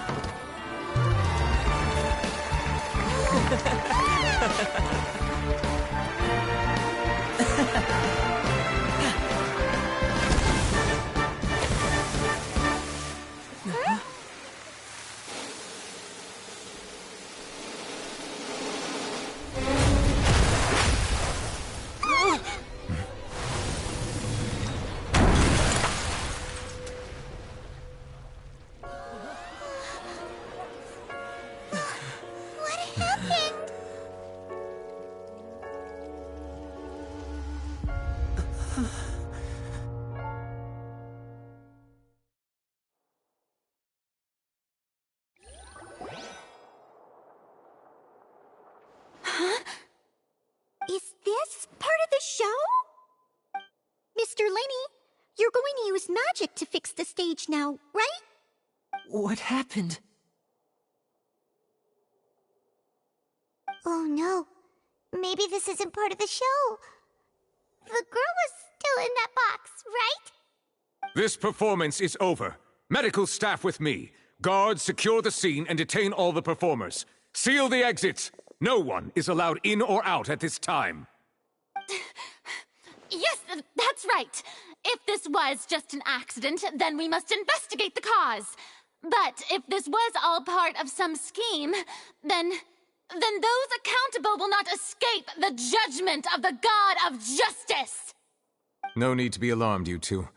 We'll get to the bottom of this soon enough.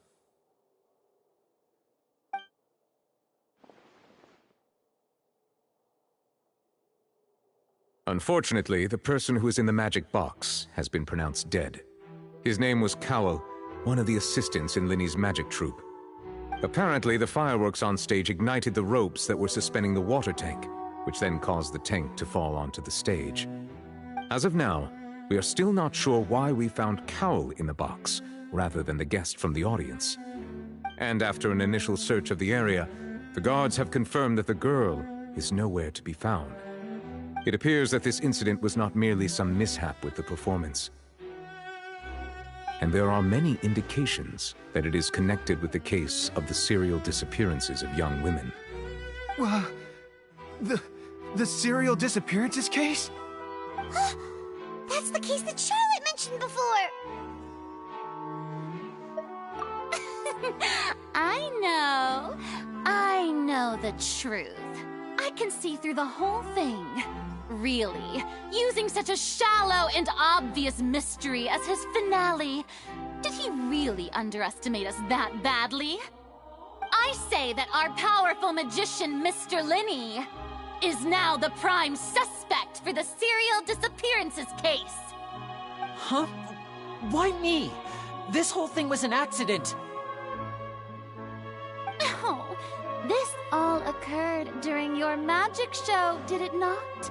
The missing girl disappeared after being chosen, did she not? The deceased is one of your assistants, is he not? Now that I think about it, that whole speech about magicians making things disappear was nothing more than a provocation, a bald-faced challenge. That can't be right. How could Lenny do this? He was in the box on the stage the entire time. We can even hear his voice. Besides, before the show, he told us that he would like to catch the criminal behind the disappearances. He couldn't possibly mean catching himself. Save discussion for a later time, please. Lady Farina, may I assume that your comments just now constitute an accusation against Mr. Linney and his associates, and that you are pressing charges? Huh? I just think that he... Well, I think it might be a little early to talk about formally pressing charges. But what Lady Farina said just now makes perfect sense. Looks like she's gonna personally deliver justice. A kidnapping and murder carried out under the cover of a magic show. Lady Farina said it all. I mean, of course, my dear people. But what excites me even more than the obvious truth before our eyes is the opponent I'll be facing. That's right. I mean you, Traveler. You'll support Lenny, won't you? After all, he was the one who helped you the first time we met. Then there's no problem at all. You know, the Traveler and I already had a duel the first time we met. But with Lenny's help, our little duel ended in a draw. But draws really are the most boring possible outcome. So, no more draws. Between the two of us, there must be a clear winner and loser. And what better place to hold such a riveting showdown and decide the true victor than here, on the grandest of stages, the Opera Epiclese. Huh. It wasn't a draw. She obviously lost last time. I understand. Charges have now been pressed, and as such, a trial is in order. Well, Traveler, seems Lady Farina has set you in her sights. But putting her dramatic rhetoric aside for a moment, I would like to ask you, are you willing to act as Mr. Linney's attorney and defend him in this case? Very well. The trial will be held a day from now in the Opera House. Both sides may investigate the scene to build their cases and search for the truth.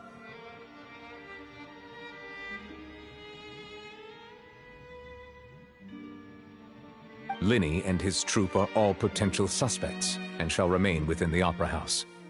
The audience may begin to leave in an orderly fashion once they have been cleared by the guards. A day isn't that long. Let's see what kind of case this big-shot Outlander can build in such a short amount of time. I'm really quite looking forward to hearing it.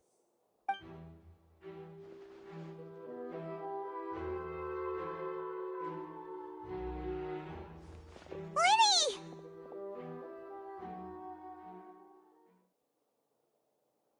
Sorry about everything that happened just now. Were you frightened? Of course! Who wouldn't be scared after witnessing an accident like that?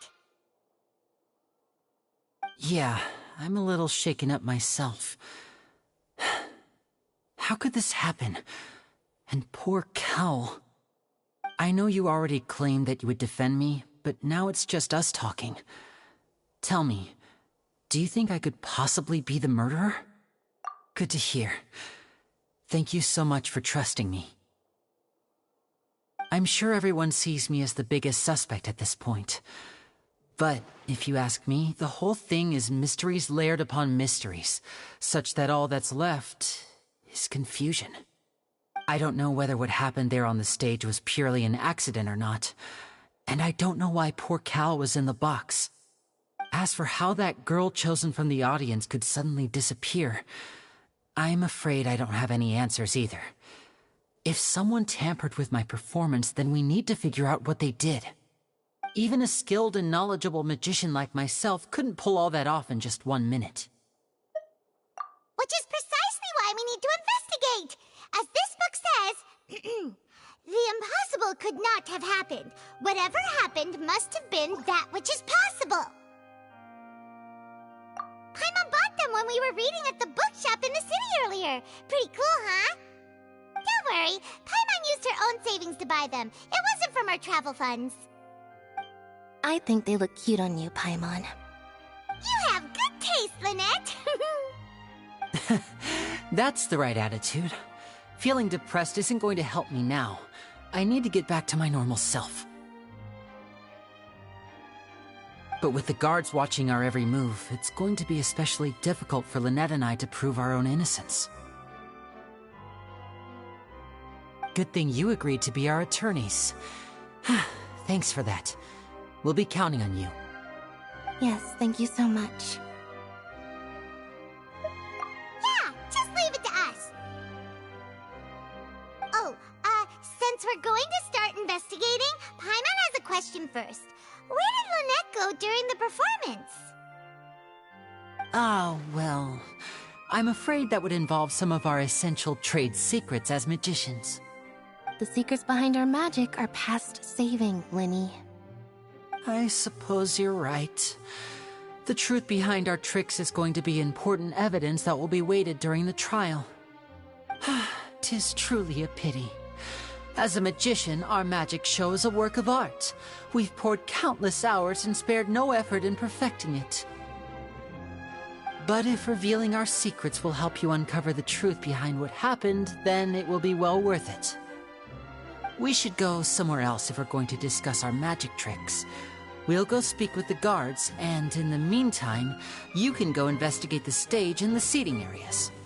Alright, let's go have a look while the investigation teams are still here. Detective Paimon is on the case!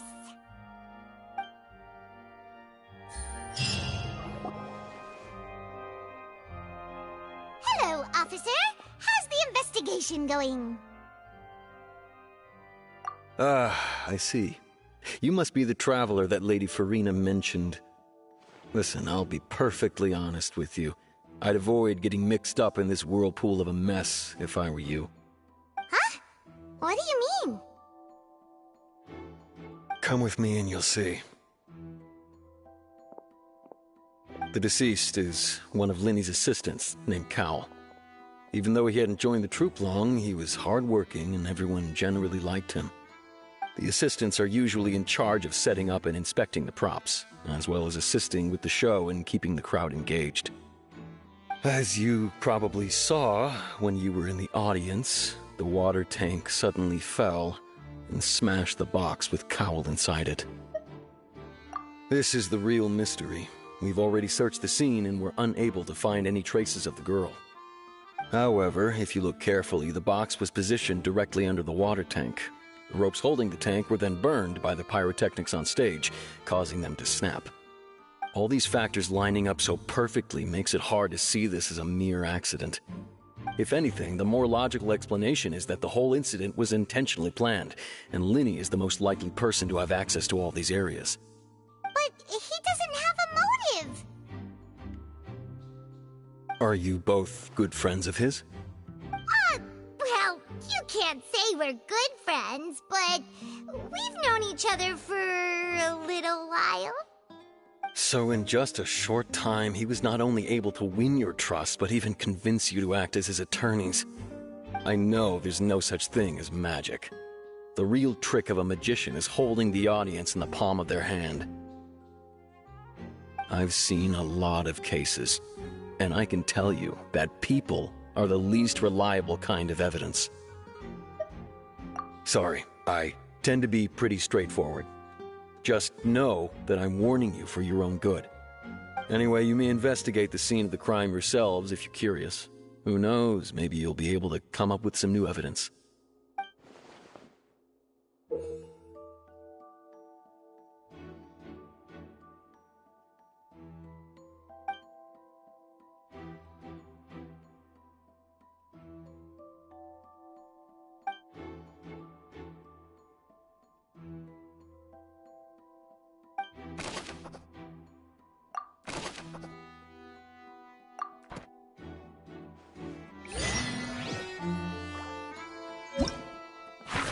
Whoever the murderer... Why would it be...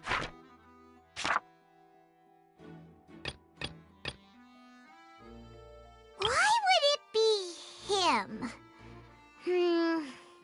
How strange. Whoever the murderer was, they must have made preparations well beforehand.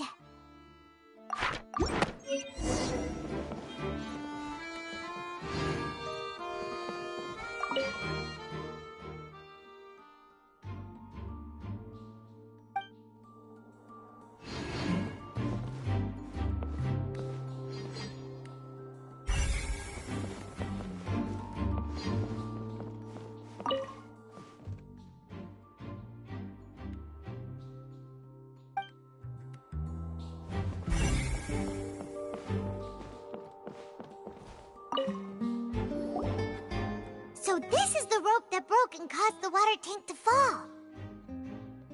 The rope looks pretty durable. How can it be burned through so quickly by fireworks?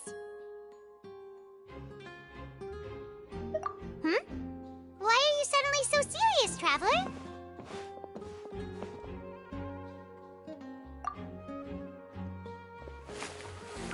Whoa. Look! This bit is made from different material! Most of it was burned away, but there's still a little bit of it left. Huh. So if a rope meant to hold something was made with that kind of material in it, then that means... Wait! Paimon should write all this down! Let's take notes!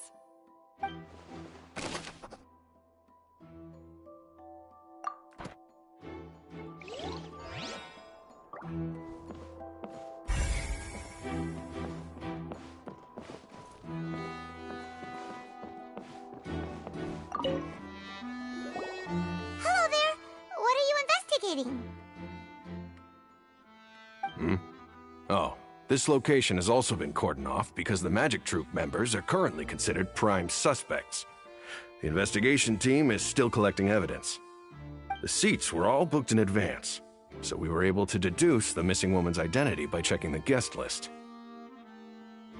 Sure, it's not like this is confidential information. We will publish it later anyway when we petition the public to help us find the missing person. Her name is Halsey. She's a painter from Fontaine who's made a bit of a name for herself. Apparently, she wasn't a regular at the Opera House, but she'd been feeling some pressure with her work lately, which made her decide to come see the magic show. The Magic Troop members all claim not to know her. We have looked into her social connections. It seems that she has no personal grievances or conflicts of interest with the suspects. Simply put, she wasn't related to the Magic Troop at all, which matches the features of the previous serial disappearances. Were the victims of previous cases also chosen at random? That's how it seems to us, in any case. Apart from the fact that they were all young women of around the same age range, there really weren't any other connections between them. Okay then. No need to be so formal. If you do happen to see the missing girl, please be sure to contact us. It is of utmost importance that we get to the bottom of these disappearances.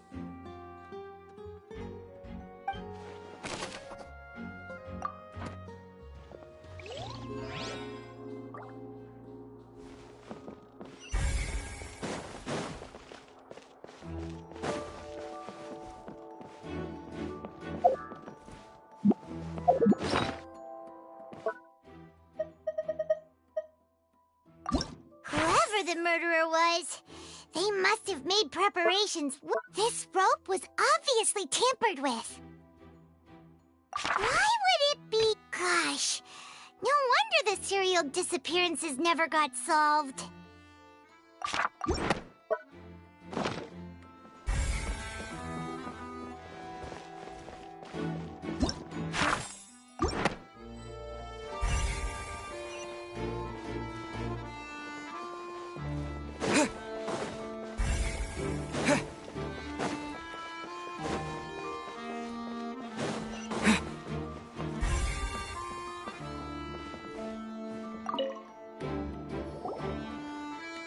The investigation team has some new findings. Turns out there's an issue with the random number selector after all. See, I told you. What if the machine picked some big guy's seat? You think the murderer would have still made his move then? Sorry to interrupt, but we're helping Linny and Lynette with their side of the investigation. What were you saying about the number selector?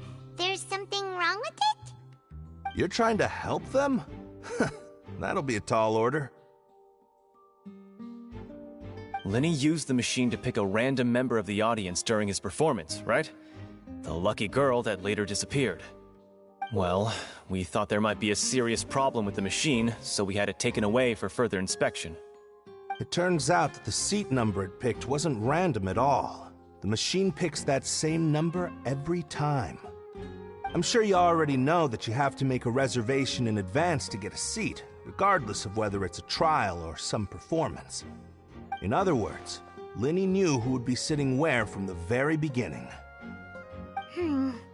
That much checks out. Linny reserved our seats for us, too. Bet you see why I was saying it'd be tough to make a case for Linny. Even though it's bad for Linny's case, Paimon had better write it down.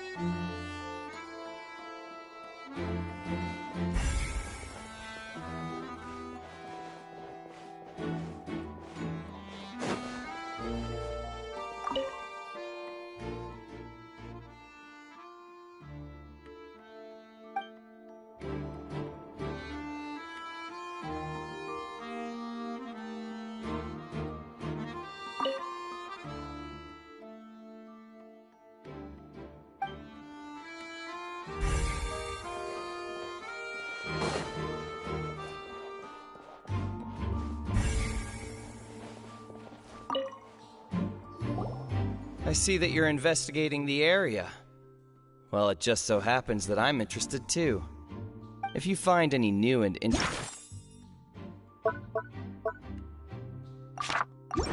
leads, be sure to share them with me, all right?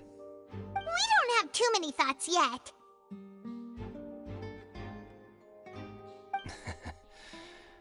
Then why don't I tell you my hypothesis first? The way I see it. And I'll start it with that loud thud. The thud? Oh, you mean the sound that happened during the countdown? Yes, exactly. It wasn't terribly loud, but I suspect that most people heard it. It's just that everyone was awaiting the results of Linny's trick with bated breath, so no one paid it much mind. But now that the incident has happened, the thud has become an important clue. That makes sense. So, what do you make of it? I'm of the opinion that it may have been the sound of Linny's accomplice, Lynette perhaps, jumping atop the water tank or something like that. And when the pyrotechnics went off, she cut the rope, sending the water tank crashing down. But wasn't the noise we heard too loud for that? Perhaps the balance wasn't right, leading to a particularly rough landing. Oh, that's true. I suppose I must reconsider. That does remind Paimon, though.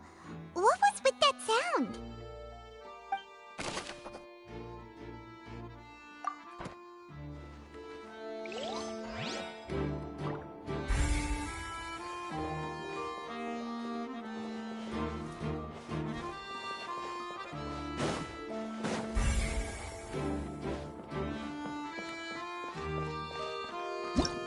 Whoever the murderer was, the people needed to register and reserve a seat for the show. That, combined with this number selector, could allow you to pick a young lady instead of some old fogey. Why would it... We all heard that noise, didn't we?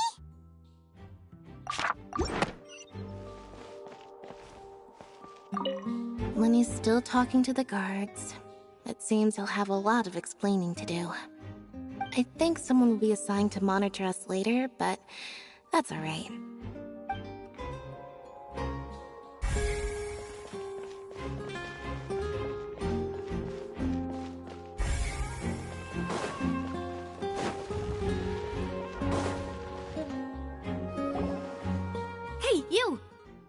both of you.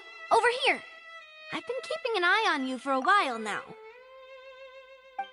Huh? You mean us? That's right. If I'm not mistaken, you're also among those who wish to cut down the thorns and pursue the truth. No? And by the looks of it, you're not from Fontaine. Well, you're right on the more about that one, but who are you?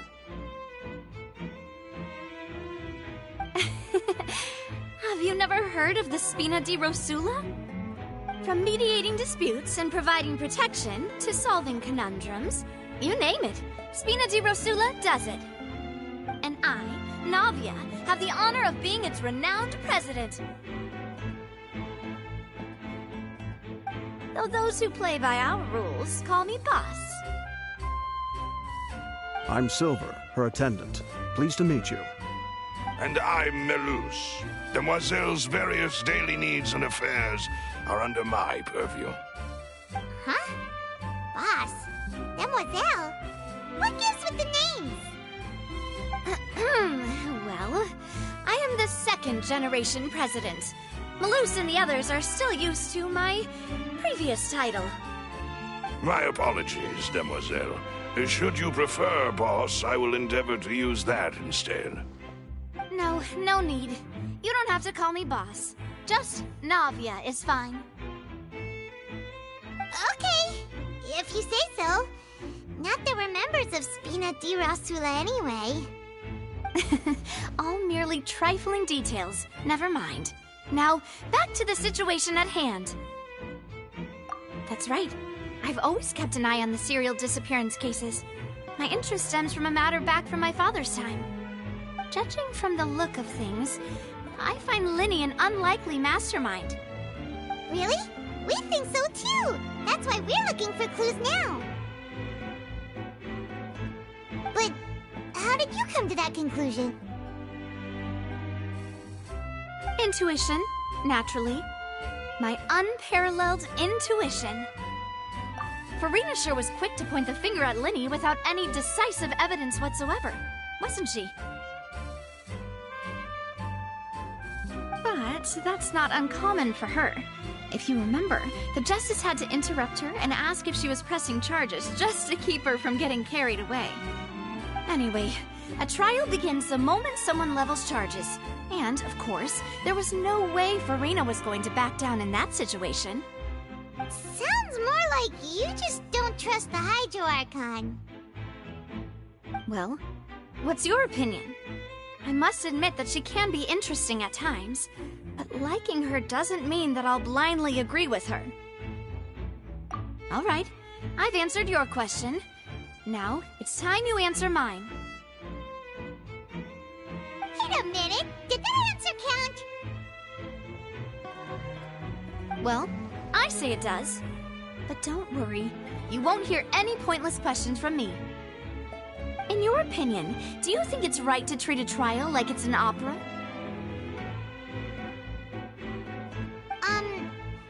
Well?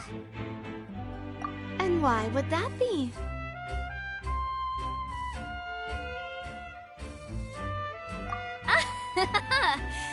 See, Silver and Melus? I told you they'd be different.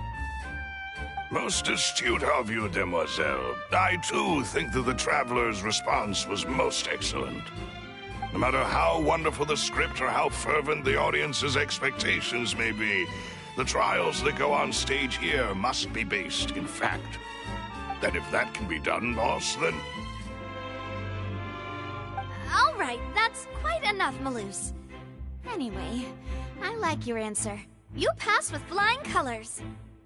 Now, I need to make some preparations, following which our joint investigation shall commence. You two shall be my assistants. Wait! Since when did we become assistants? Huh? Oh, well, I can be the assistant, sure. Or your companion, if you like. I'm really not that fussy. That's more like it. Far be it from me to brag, but I believe that Demoiselle's intuition will be instrumental in uncovering the truth. You wish to save a friend from false accusations, and we wish to unravel the disappearances. In this sense, our goals are aligned. You have a point. Huh. You're quite the talker, aren't you, mister? And what about you over there? What do you think? You seem like you've got something on your mind. I have nothing to add. Oh, alrighty then. We'll be making some preparations first. Just be sure to let us know if they start revealing Linny's tricks. Thanks!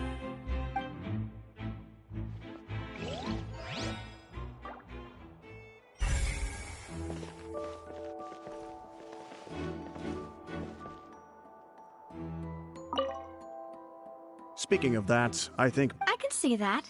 Maybe I should try to learn some magic. If I could make things disappear, cleaning my room would be a cinch. You need not worry about such things, demoiselle. That falls under my duties. Oh, right.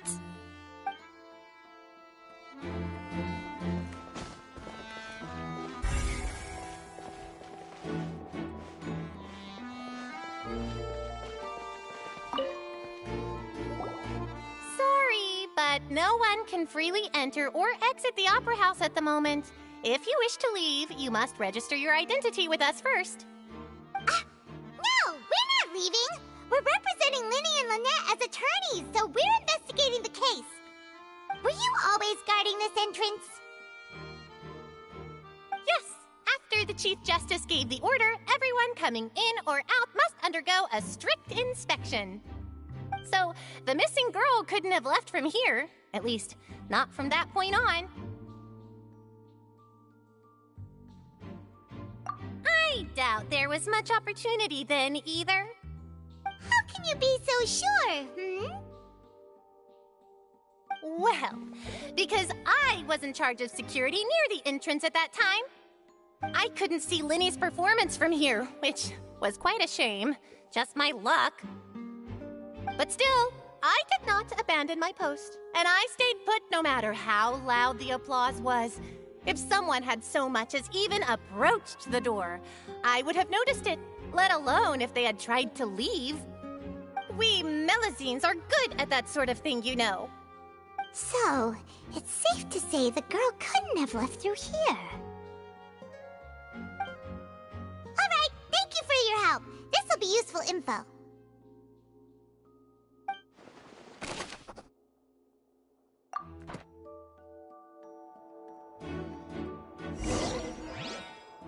We've checked everything of note here at the performance venue. Paimon wonders how Linny's discussion with the guards is going. Let's go see, shall we? Ooh, things are getting interesting, huh? We're about to see how magic is made.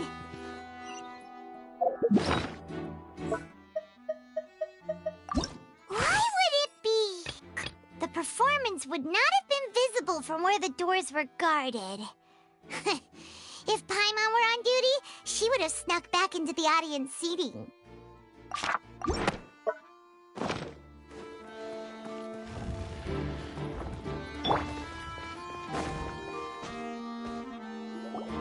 Understood. Then I will be going with you. Just so you're aware, I will be monitoring your actions and making notes as necessary. Very good. Thanks for being so agreeable. I'd pull a rose out of my hat as a gift for you if I could. You may spare the pleasantries. I'm just doing my job. You've arrived. Who's this? Me? I'm Spina di Rosula's guardian angel. If you've got a problem, I've got the firepower. Sorry, I got a little carried away there. Call me Navia. I'm a partner of theirs, and will be helping investigate this whole situation. And these are my companions. Would you mind if they join as well? Fine by me. Oh, new helpers? I would be most grateful. Well, let's just say we're tagging along. It's not every day you get to see the secrets behind magic performed on such a large scale. I appreciate your kind interest. Come with me. We'll be heading below stage.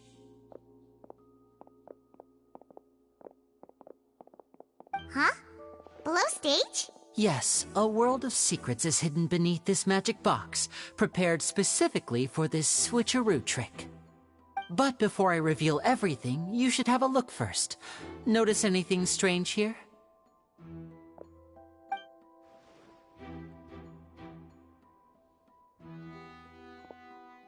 I'm not trying to be dramatic. Remembering the details of a trick will help you understand the methods used to perform it more easily. Huh. Weren't there balloons and other decorations here? Where did all that go? Ah, good eye. That said, you're still far from discovering the answer. The back? You mean the inside of the door? What's different about it? Paimon didn't notice anything. Very good indeed. I thought you might not be able to catch that, given that you were sitting in the first row. The back of this door was patterned. Those patterns are now gone, replaced by a smooth wooden board. So, if you put 2 and 2 together, what do you get? Exactly. All right, let's go. I'll tell you how it works as we head down.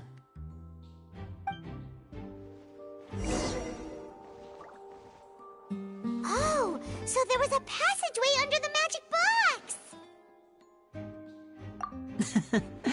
I knew you'd figure out most of it as soon as you saw this place. The 2 magic boxes are positioned right above the 2 entrances of the tunnel. See this flatbed trolley? The box with the lucky audience member in it would be shuttled over to the other side using the trolley. This trolley can raise and lower and even rotate, ensuring that the box will face in the right direction. I see. So that's the purpose of the box inside another box. Precisely. The inner box would descend after the audience member was put inside and be moved along the trolley, all while the outer box would remain on stage as if nothing had ever changed. So that's how you did it! Once the box was lowered, the trolley would store some energy through this device here, with which it would complete the rest of the steps. The audience member would only be able to feel some slight movements in the dark, and by the time she walked out, she would already be back on stage. Right! You were talking that whole time, and you even came out for a moment near the end! Ah, yes. A phonograph operated by Lynette was used to achieve that effect. My assistant and I had already scripted our conversation beforehand. When the countdown began, I had already gone to the opposite box via a tunnel using that ladder. And what about Lynette? Where was she? I was in the mezzanine space in the back of the box. Oh, interesting! That's how we were able to coordinate Linny's lines with the assistant. And, by the way, I was the one who walked out of the box at the end. I mean, we are twins. All it takes is a change of clothes and no one can tell who's who. And that's my favorite part of this trick. Only Lynette and I can perform it. So that's how it all worked! Wow, every detail you revealed was more amazing than the last! Lynette would briefly walk out of the box and then go back in, jumping into the tunnel and escaping before the box on the trolley could finish ascending. And then I walk out of the other box in the audience area, and the trick would be complete. The operative word here being would. But as you saw, Cal was in the box, not our audience member. She, on the other hand, mysteriously vanished. We really don't know how that happened. If not for that interlude, this would have been an astonishing trick. I probably never would have figured out how you pulled it off. And yet, to think that someone was able to use this magic trick to commit a crime. Could we have a look around? I think we can come up with some more leads. This is the scene of the crime. so Linny and Lynette are not permitted to stay here. I'll escort them back up. Yes, of course. No need to be so strict now. I won't disappear into thin air, you know. Thanks, everyone. We're counting on you.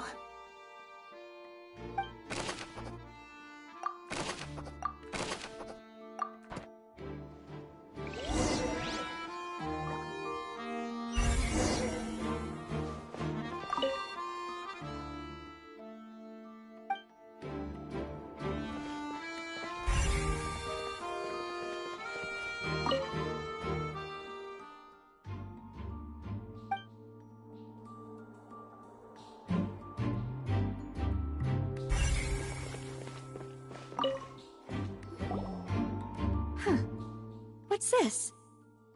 Looks like a hook tied to the end of a rope. Huh? There's all kinds of odds and ends here.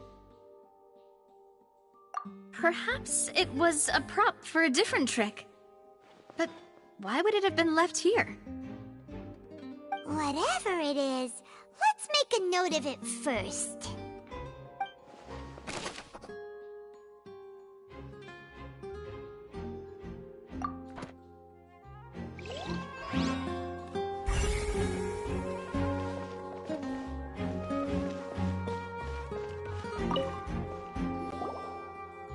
The floor is wet. Please be careful not to slip.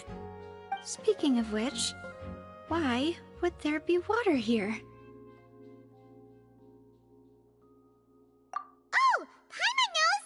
It's one of those tricks where you pour water into a jug and then flip the jug over only for the water to disappear. And here's a broken vase. Huh. Did the trolley knock it down while moving? That can't be. The trolley moves along tracks from start to finish. It couldn't have hit the vase at this distance. Let's note this down too and think about it later.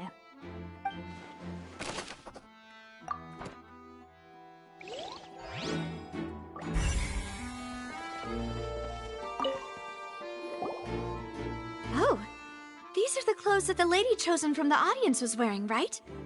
Her clothes are here, but she's nowhere to be found. Right. And do you really need to do that if you're kidnapping them? Ugh, this is so confusing. Paimon doesn't want to be a detective anymore.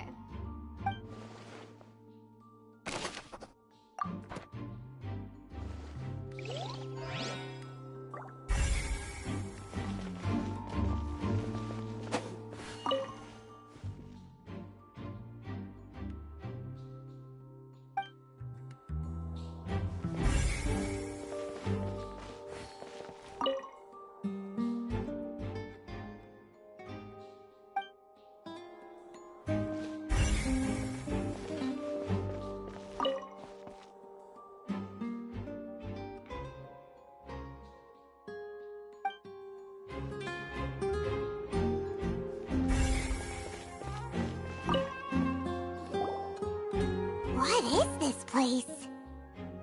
It seems someone could fit through here. Huh. Could this have been the suspect's escape route? Alone, perhaps. But if they had to pull another person with them, the space would be too narrow. But there are no other ways in or out of here. Oh, you're right! Let Paimon write that down.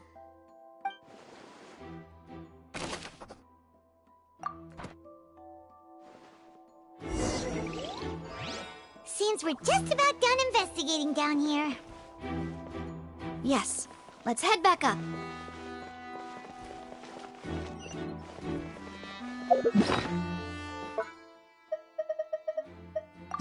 Why would it be him? Well, there was no chance Paimon could have seen that the box had 2 layers. And that's why only the 2 of them can perform this trick. Digging a tunnel just for a magic trick? Whew, that must have been a lot of work. That size wouldn't have been a problem for Paimon. This is probably a prop, too. Oh, looks like it could hook onto a lot of things. Like the Traveler's fishing rod! This flower vase is probably a prop for the show. But it also could have been used in the crime. Paimon doesn't get this at all. You think about it for a bit, Traveler.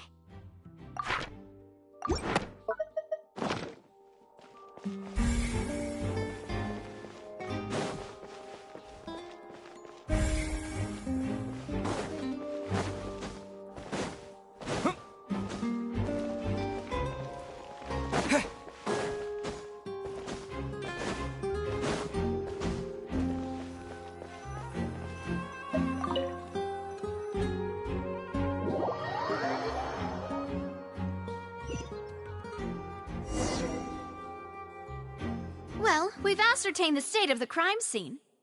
Let's find a place to sort out our findings once Malus returns. Seems to me that there are several things that don't add up here. Apologies for the wait, demoiselle. So, what did the guards say? Did the criminal escape through the vent? They believe the odds of that are very low, since the vent leads to the Opera House's basement. The guards have checked the area carefully. No one left through the basement during the performance or after the incident, and no one was found hiding there. So the tunnels become like a secret chamber then! You know, like the kind you usually see in novels. The plot thickens. Halsey's disappearance and Cowell's death are both quite inexplicable. No wonder Farina was so confident in her accusation. All the current evidence points toward Linny and Lynette. In other words, the charges are very likely to be upheld unless we make some considerable progress. Charges and then trial. So if the charges are upheld, they'll announce a sentence? That's right. This is how a trial goes in the Opera House. During the proceedings, the Chief Justice and the Oratrice will hear statements from both sides. That's right. This is how indemnitium is produced. The statements from both sides, the defenses from attorneys, witness testimonies, and even the audience's emotions will all be projected on the Oratrice. To put it simply, it's as if the Oratrice has its own will, and is a judge in its own right. This also precludes any kind of favoritism on the part of the Chief Justice. And not that this has ever happened anyway. Once both sides have finished speaking, the Chief Justice will make his final decision. This, too, will be used by the Oratrice as a reference. Then, finally, the Oratrice will be consulted by officials. The result it returns is the will of justice itself. Huh? So that machine is the one that actually decides? Paimon thought Neuvillette called the shots. In practice, there is very little difference. Both have always come to the same judgment, which is why people have great faith in the Chief Justice. Ah, yes, the guards also asked me to convey that none of us will be allowed to leave this place before the trial. Huh? Why? Because we've chosen to act as the twins' proxies. That makes us persons related to the case. They're concerned that we might be colluding with outside parties, or that we might find outside help to disrupt the case. And even if that were not so, it could prove problematic if we happen to spread key information about the case ahead of time. I'm ready to break out at any time. Whoa! There's no need for that! Paimon thinks they have a point. That said, are they providing food? Of course. I just hope you don't mind the lack of options. I'm afraid that catering to all tastes is not in the cards, nor is any guarantee of balanced nutrition. In that case, let's just sort out our findings together here. Pity. I was hoping to take you to try some of Fontaine's famous desserts, too. I mean, what better way to properly think through our findings than over some tea and sweets? Huh. Breaking out suddenly doesn't seem like such a bad idea after all. Just kidding! Paimon will still do her best, even if there are no snacks. What do you mean, no snacks?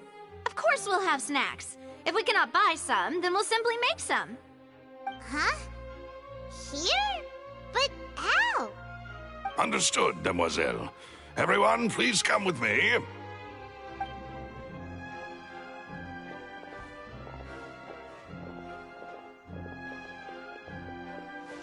Wait, you're carrying a portable stove with you?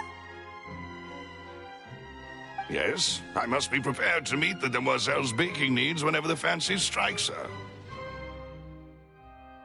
I have eggs, sugar, and almonds at the ready.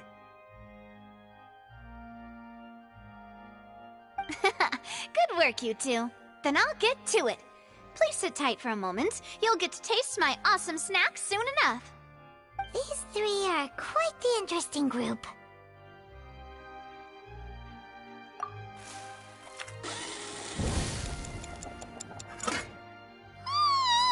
And Paimon thought it smelled good while it was still in the oven! Oh, it's even better now. Paimon can't stop drooling. From the way you had these two guys carrying all that stuff around, Paimon thought you'd have them do more during the baking process. But you ended up doing the entire thing by yourself! Beating the egg whites, grinding almonds, everything! I was applauding. And I was giving encouraging smiles.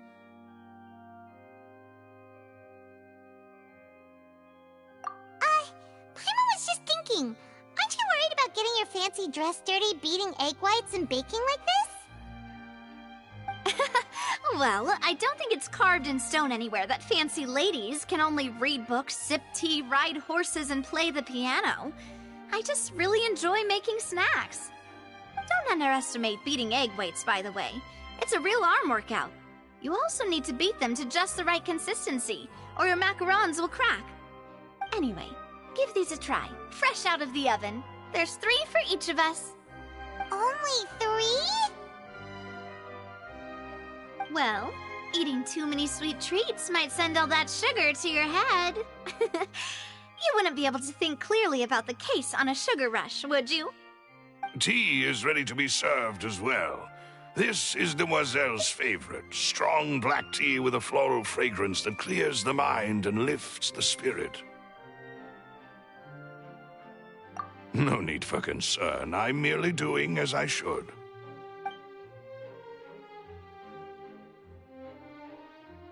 All right then. Down to business. As Paimon mentioned previously, the tunnel seems to be something of a secret chamber. However, we can assume that Linny and Lynette were not alone within it. Some criminal also occupied its sealed confines. The magician twins could have committed the crimes, of course, but they lack any logical motive. Exactly! Why would they do such a thing right when everyone was watching? The flower vase and the thud we heard during the performance could indicate some altercation between Halsey and the criminal in the tunnel, resulting in the shattering of the vase, the discarding of her clothes, and her abduction. Perhaps the criminal thought that since she was chosen from the crowd, she would be too easy to identify if she was still wearing the same clothes. Paimon thinks that makes sense, but the real trouble is... True. None of the clues we found thus far support the existence of this third person. But the only people left to consider are both technically victims, whether it's the missing girl, Halsey, or poor Cowell. Huh. Could Halsey have secretly made modifications to the magic props in order to murder Cowell before making her escape? That's right. And even if she had tampered with the setup, she would need to understand the entire trick to pull it off. Nor does she have any motive. The guards said that she has never had any dealings with the Magic Troop's members. Were we not thorough enough in our search? From the sound of things, this is turning into an impossible case. Your macarons are amazing though, Navia. They smell great! They're nice and crisp and super sweet! They are my specialty, after all. And I see you've already had 5 of them. What? 5? Oh, that can't be right. Paimon only counted 3, honest! Please don't worry about it. At my age, a few less sweets might actually be a good thing. No. Being greedy is one thing, but Paimon knows how to count. Besides, Paimon knows that if she ate too many, then others wouldn't have enough.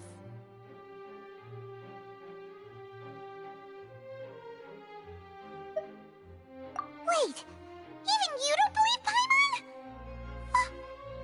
How could you? If Paimon ate those 2 extra macarons, then may they turn into stone in her stomach! All right, we get it. Well, I suppose one of us might have gotten too engrossed in our chat and eaten them by mistake. No big deal. Maloose, set up the stove again, if you would. Huh? What are you doing? Making sure everyone gets 3 macarons, of course. Exactly. We don't want to trouble you. As you wish, demoiselle. And I have the egg, sugar, and almonds. Well, this really is your hobby, huh?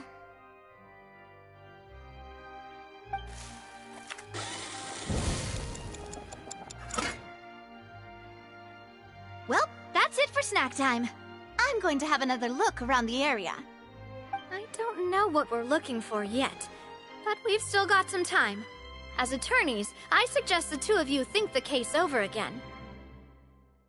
It would be awkward if you got all tongue-tied on stage during the trial. All right, thanks for your help, and for the snacks. It was nothing. A small task for the Spina di Rosula. Silver, Maloose, it's time to go. I'll be back if I find anything new.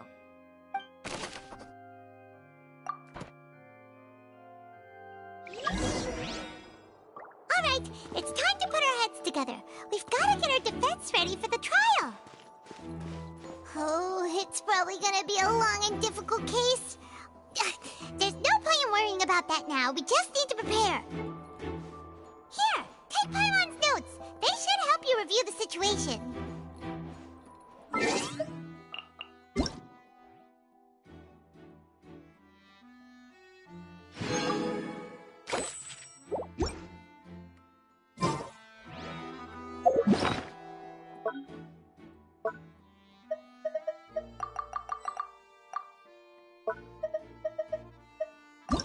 Whoever the murderer was, why would...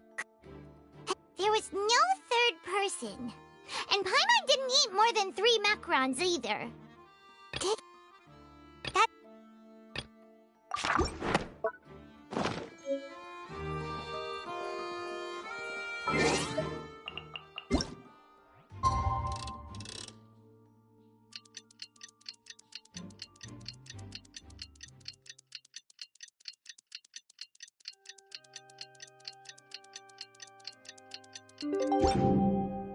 Wait. Huh? What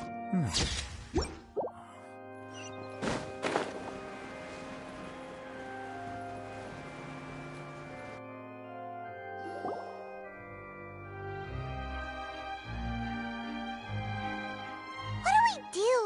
The whole situation is so confusing. Good plan. Impossible things don't just happen. We'll get to the truth one way or another. Just relax. Even if everyone else suspects Lenny and Lynette, at least we will be supporting them from the stands. Besides, I doubt Farina understands any more about what happened than we do. Thanks, Navia. Well, we'll be going then. Best of luck to you.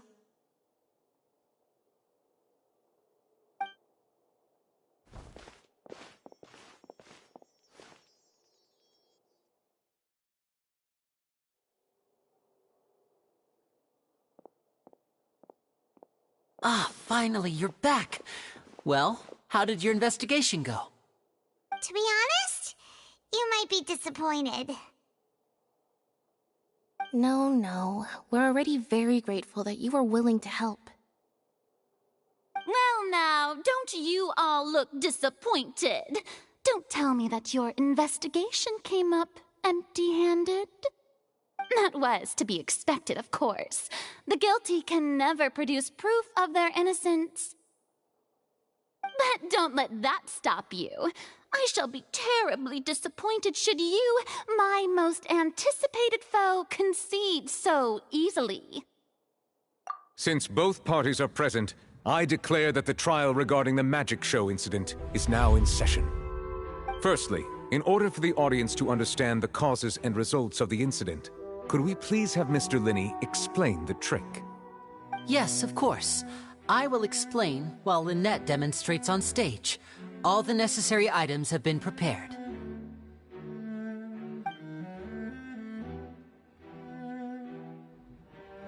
Thank you, Mr. Linney.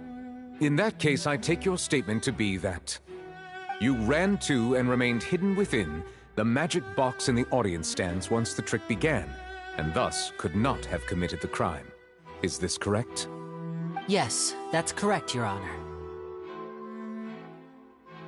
In that case, I call upon the prosecution. Lady Farina, do you wish to refute his statement in any way? Why, of course I do. Allow me to take the first shot and break this case wide open. Mr. Linney is clearly lying. There is no way you could have been in the box the whole time if you were to abduct Halsey and murder Cowell. In fact, I'd say you were hardly in that tunnel at all. That is simply your hypothesis based on the presumption that I'm guilty. Oh, is that so? And if I may ask, what did you hear while you were inside your box? The roaring countdown of the crowd, of course. That's how I kept track of the time and built anticipation for the finale. And you didn't hear anything else at all? Nothing that might leave an impression of any kind? No, nothing. I see. But when the count reached 30 seconds or so, there was a thud. One so loud that I believe practically everyone heard it. Huh? Hey, hang on! Something's not right here.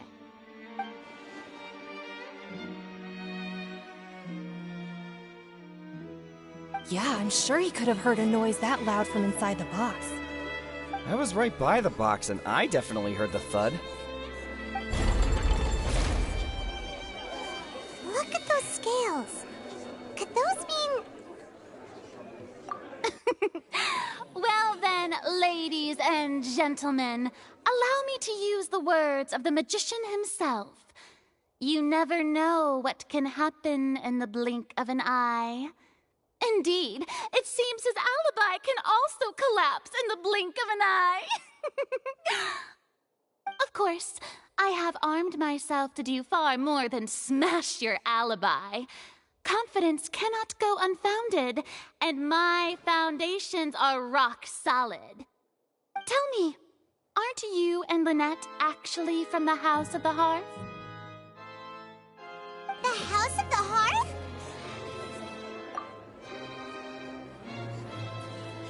No wonder they did something like this. So the serial disappearances were the Fatsui's doing. Now it all makes sense. I've got a feeling that what happened on stage probably wasn't just an accident. That's irrelevant. Our identities have nothing to do with what happened. Indeed. Then perhaps you could tell us everything that happened during that 1 minute. Your first priority is to prove yourself innocent, after all. I'm sure there is little that needs to be kept secret now. Unless your script already has holes in it. The Outlander is speechless. My, oh my, don't they look flabbergasted? Now comes the infighting and discord, I suppose. This was almost too easy. Oh, good thing I made all those preparations. Seems the all-nighter I pulled last night is really paying off. Hey, Linny! Why didn't you tell us this before?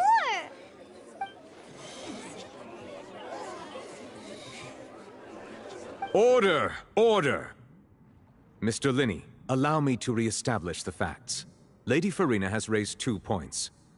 First, when the thud was heard in the Opera House, you were neither in the box nor the tunnel. Second, you and Ms. Lynette are both members of the House of the Hearth. Are these claims true?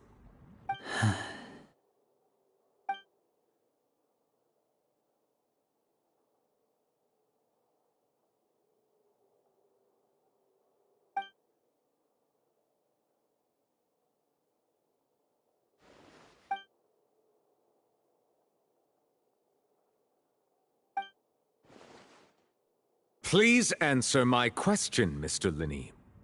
I'm sorry. Yes, they're true, Your Honor.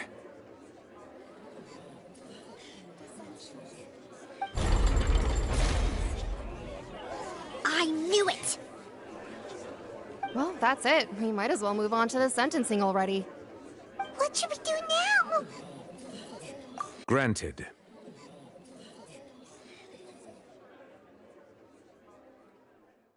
In that case, what is your request? Is that really necessary? They're already as good as guilty. The defendant deceived their own attorneys. What is there left to discuss? Order! Order, I say! Your request is reasonable, and we shall adjourn. This trial will reconvene in 1 hour. So you would stick to Mr. Linney's defense even after knowing what you do now? You certainly have more professionalism than I thought. In that case, my dear audience, let's allow the joy of victory to steep for a little while longer.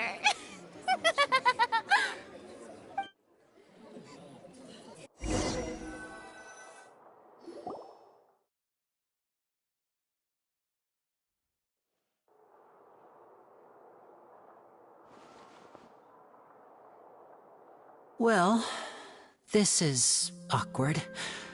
I didn't think the Hydro Archon would dig all that up. I'm sorry, Traveler and Paimon. Yeah, sorry. Paimon doesn't know where to start. We trusted you two. We based our entire reasoning on the assumption that you weren't bad guys. Not to set the wrong tone or anything, but Paimon's really mad!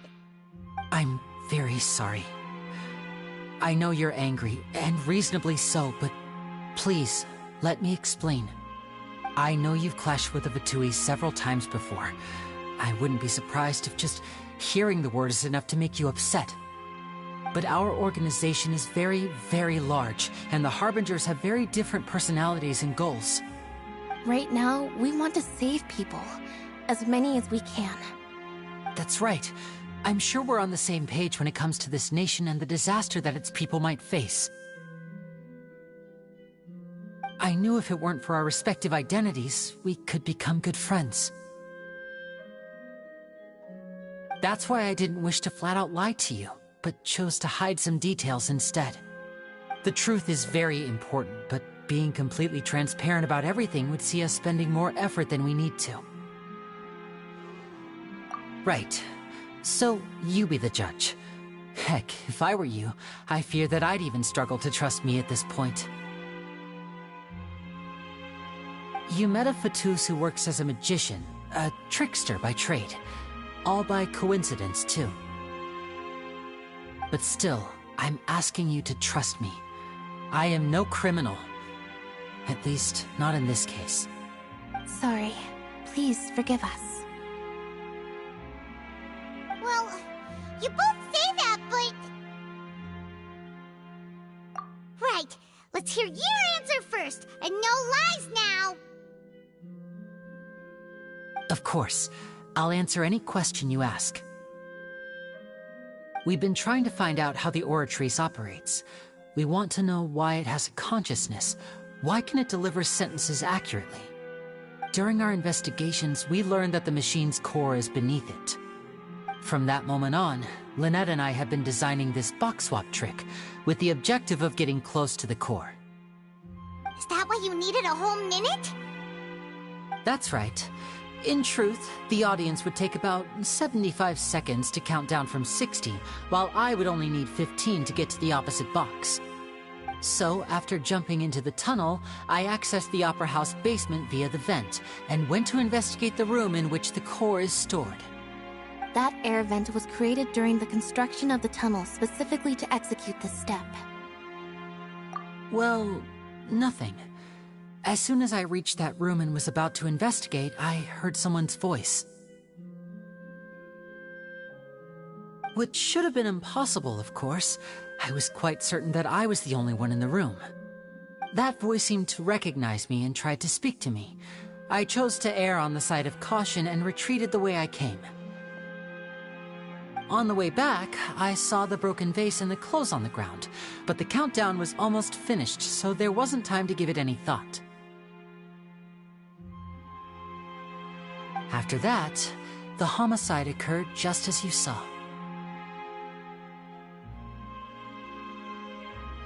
Well, that explains why you didn't hear the thud. Because of that prophecy I told you about, of course. We must know all we can about this nation's secrets in order to deal with that prophesized crisis. That's the only way we can save everyone. So, there you have it. The whole truth. I swear, I didn't hide anything from you this time. It was never my wish to proceed under this cloud of mistrust either. But, like I said earlier, you can be the judge. If you want to leave because you don't trust the Fatui, there's nothing I can do to stop you. Well, Traveler, you decide. Paimon will follow your lead however you choose.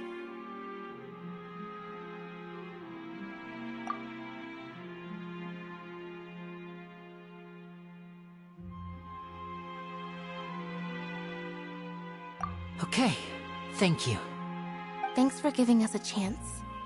The current problem is that the scales are tipped pretty badly against you two. If we want to refute the Hydro Archon's accusations, we're gonna need a seriously watertight defense. Huh?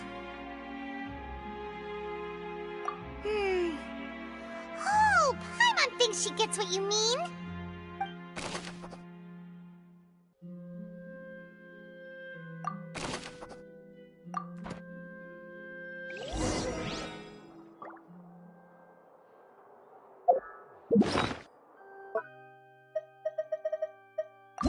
Why would it be him? That's not... Paimon hopes he's telling the truth. Doesn't seem likely that anyone could have been there. There have been many poorly written applications lately. I guess I'll just have to reject them all.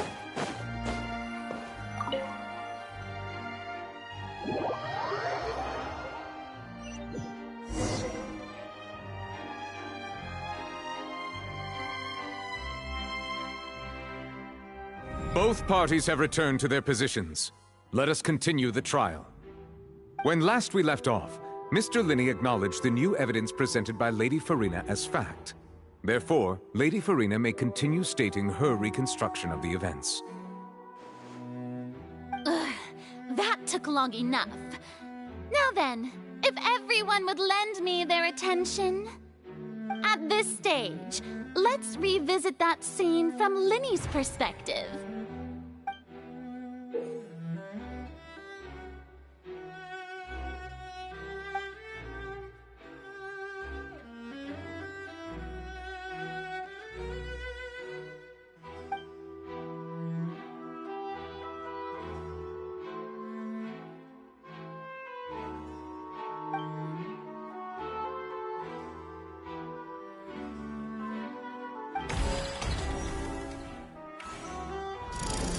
Countdown began, he entered the tunnel. When the flatbed trolley passed, he opened the box and got into an altercation with Halsey, which caused the loud thud. he did not realize that this sound could be heard by everyone in the opera house, which is why he claimed earlier that he could not hear the sound. Finally, he used the vase to knock her out, before making her change clothes to prevent others from recognizing her. At this time, Cowell arrived in the tunnel, having heard that strange noise, and caught Linny red-handed. So Linny proceeded to knock him out too before stuffing him into that box. Afterward, Linny passed the unconscious Halsey to his accomplice through the magic box in the audience stands, before operating the devices such that Cowell's death would be ruled an accident. And there you have it. That's the truth behind what happened. Does the defendant's side have any objections to Lady Farina's description of the events? The key to refuting Lady Farina is the order of events, what Linny experienced, and what he saw.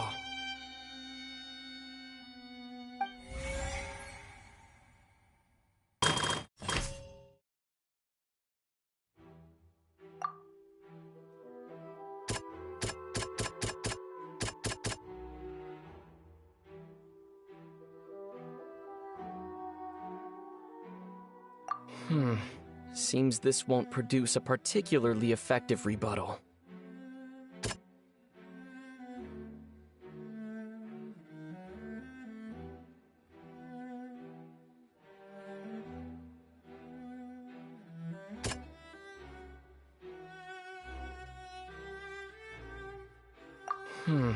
Seems this won't produce...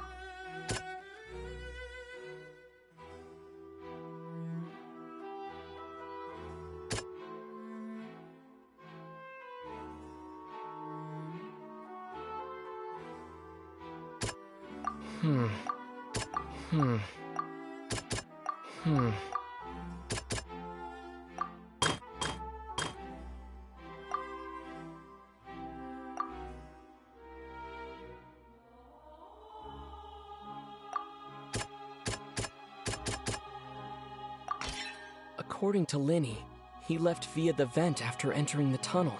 He couldn't have had that altercation with Halsey.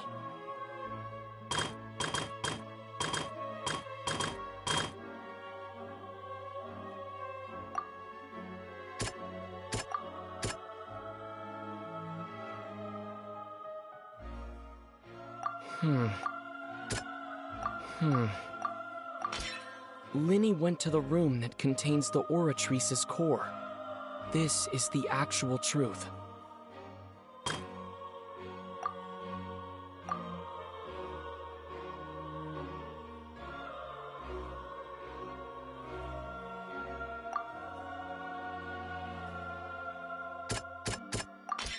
Linny did not take part in the underground altercation.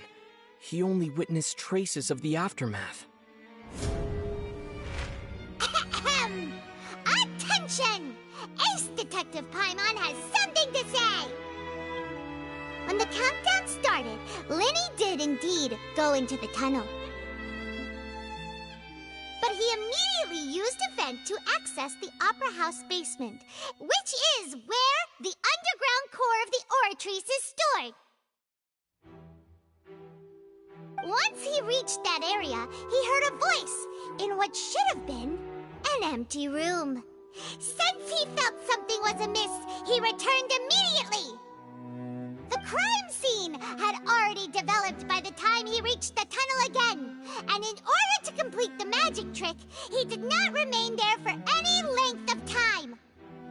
Finally, he reached the surface, and that was when the accident happened from his point of view. Therefore, he's innocent!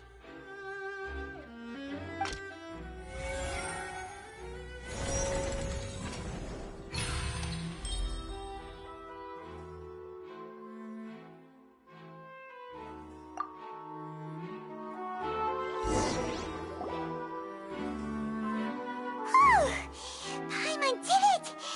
Paimon actually managed to say all that! Oh, wasn't it awesome? In other words, You believe that he knew nothing of the incident? That's right! My reasoning?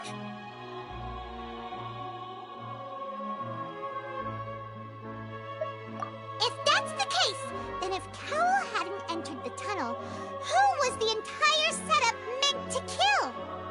Assuming that what you say is true, Lenny only needed to kidnap the young girl to cause a new disappearance case. What would the point of killing someone on stage be? Oh, they have a point. That's right, you tell him! And that's why they're partners of mine. They've managed to turn things around. Oh, well, your denial is very strident, I'll give you that. But what proof do you have to back your claims?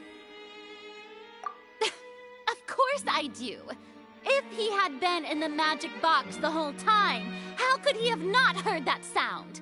Why do you ask? You're saying that he wasn't?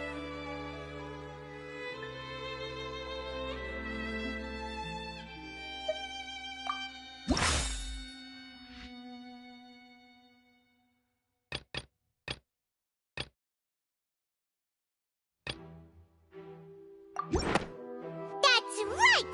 Lenny wasn't in the box or in the tunnel. That's why he didn't hear anything strange during the performance. This means that when the crime happened, Lenny had already entered the basement via the vent. The same clue you used to disprove his alibi has now become the best proof! How do you like that? Well played. To think you'd use such logic. Well then, if it wasn't Lenny who committed the crimes, then who was it?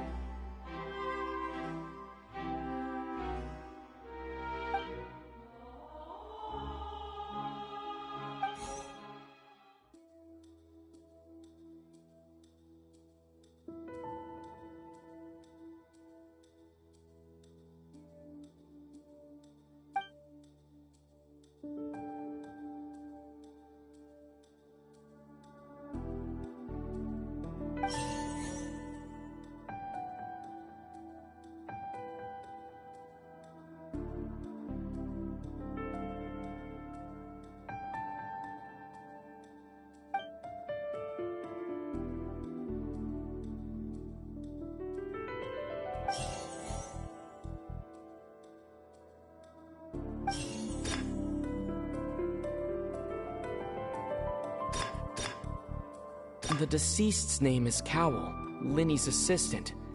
He would have been able to tamper with the equipment. Halsey is the missing person and an ordinary audience member. Or did she have her own scheme all along? Could there have been a third person involved? Is that really a possibility?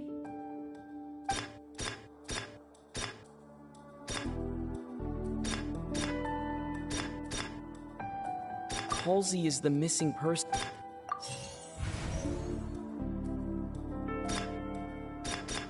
Could there have been a third? The deceased's name is Cowell.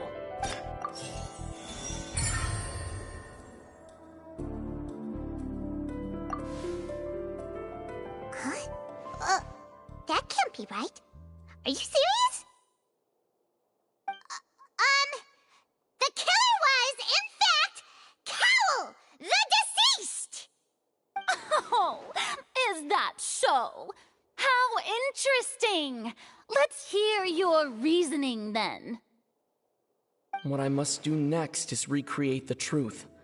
What Cowell did, and how he went from would-be perpetrator to victim.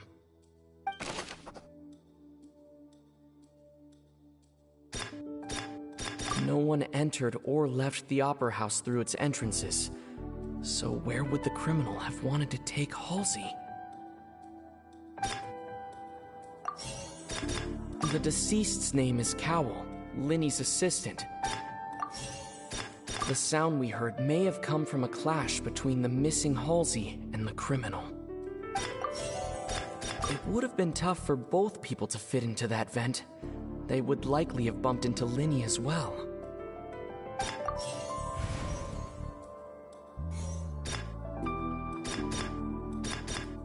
The deceased's name is Cowell.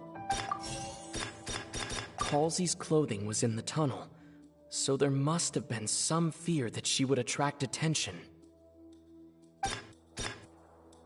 No one entered or left the Opera House through its entrances, so where would the criminal have wanted to take Halsey? The sound we heard may have come from a clash between the missing Halsey and the criminal. It would have been tough for both people to fit into that vent. Linny was not in the tunnel at that moment, which gave our criminal ample time.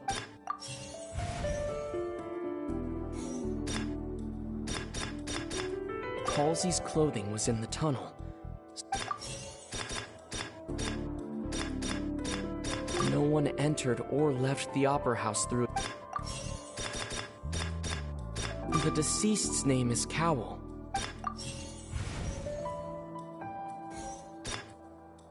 Linny was not in the tunnel at that moment. Halsey's clothing was in the tunnel. No one entered or left the Opera.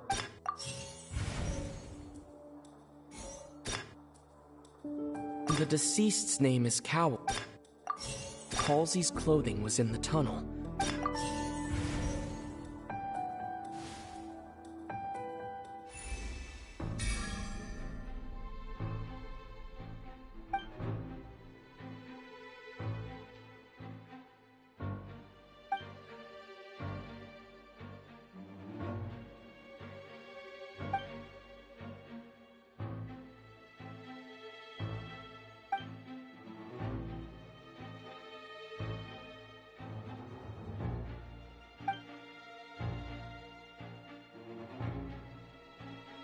What's wrong, Traveler?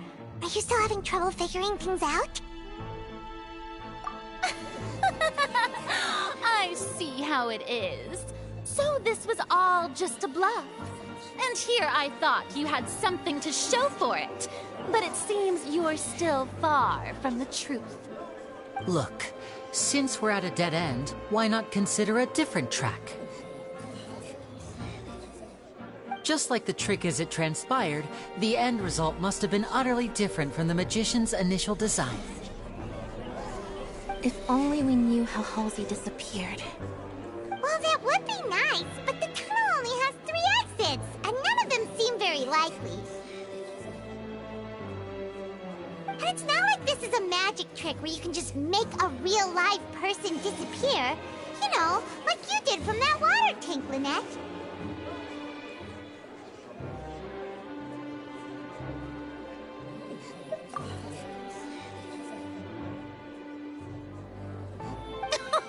Excuse my interruption, dear opponents, but do you not see that the crowd is growing impatient? There is no greater sin in this opera house than an awkward delay in the performance.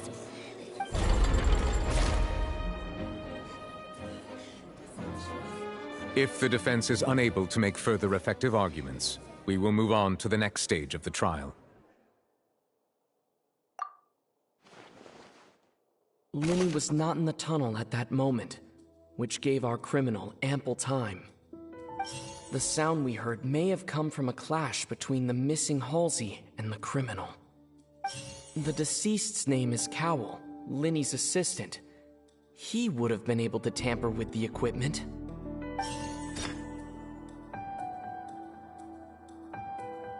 No one entered or left the opera house. It would have been tough for both people to fit in. The vase was not broken by chance.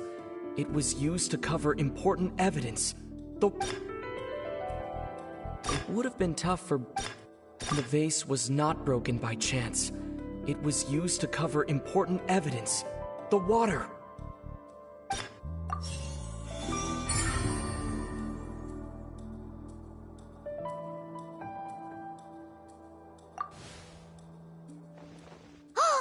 Paimon gets it! It all comes together if Halsey disappeared instead of being kidnapped.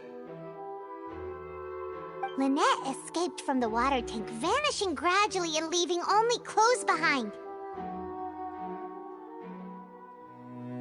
If there's a similar method where a person could be transformed into water... Just a moment, please. I do hope you know how preposterous you sound at the moment. How could a person ever be transformed into water? This is reality we're talking about here, not some magic trick.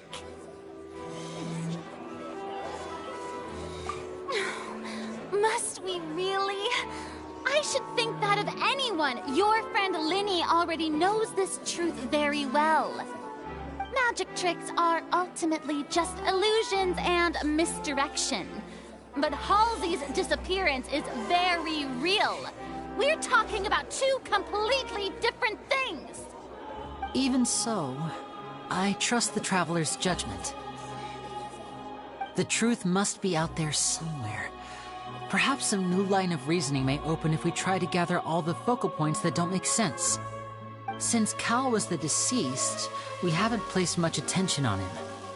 But given that we aren't making much progress with the case, it wouldn't hurt to have a look at his belongings, would it? People really do come up with all sorts of harebrained schemes when at the end of the rope. The way I see it, your suggestion that we broaden the scope of our investigation is nothing but a tactic for stalling the trial. Nevertheless, I believe that this is a reasonable request on the part of an attorney. Since the trial does indeed appear to be at an impasse, I believe that additional evidence may help us make more progress.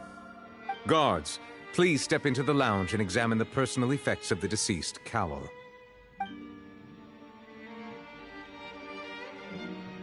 We are still examining the items, but we have already made critical progress that we feel must be shared with everyone post-haste. We discovered several test tubes of fluid within Cowell's baggage, each labeled separately. The notebook in his backpack claims that these fluids are... water from the primordial sea. The primordial sea? The note's contents also indicate that Cowell belonged to an organization that sells illegal drugs and that he had an accomplice. The notebook has many entries concerning safe usage of these fluids, in which the keyword dissolve appears many times. One of these tubes was labeled Opera Epiclese, along with yesterday's date. It is empty. The notes also state that these dissolution properties work exclusively on people from Fontaine. It's likely that Halsey was chosen as some sort of test subject. As such, we believe that the defense's hypothesis is, in fact, supported by sufficient evidence. You gotta be kidding! People dissolving into water? Could something so ridiculous actually be true? Wait a moment. This reminds me of a certain prophecy, but it's just a coincidence, isn't it? Huh. If people can become water, does that mean that the water tank's real use was as a means to hide water stains? And if Cowell was targeting that girl... Wait just a minute. Could that mean... You two, with me, quick! Demoiselle, wait! What about your partners? Let's go. Just trust me. Order! Order! It is undeniable that further examination of the deceased's personal effects has yielded some surprising results, but we cannot yet verify the veracity of these clues. Still, let us assume that these clues are indeed authentic, albeit with the understanding that Ms. Halsey has yet to be found. Guards, please continue examining the items along these lines. Mr. Linney, it appears your hypothesis is supported by the evidence, so please continue speaking. Of course. Thank you, Your Honor. If we uphold this hypothesis, I believe that many of this case's seemingly unrelated clues can be connected together. Right! Like the metal hook! That one didn't make sense at all. Let's think about this. Cowell's methods must have something to do with that water from the primordial sea.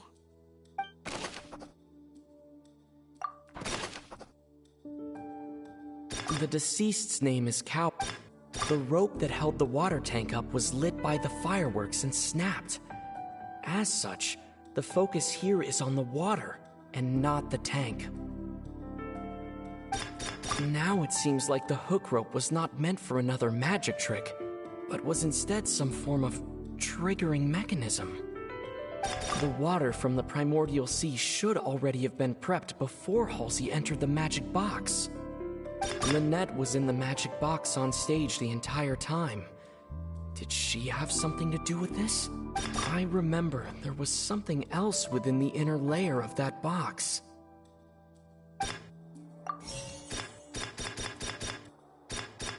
The water from the primordial... The rope that held the water... Now it seems like the hook rope with...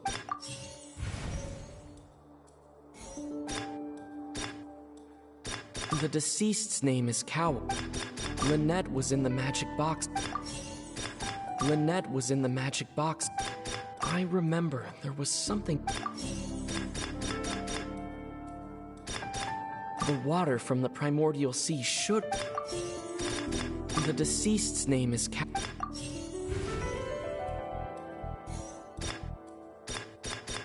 The rope that held the water... Lynette was in the magic box.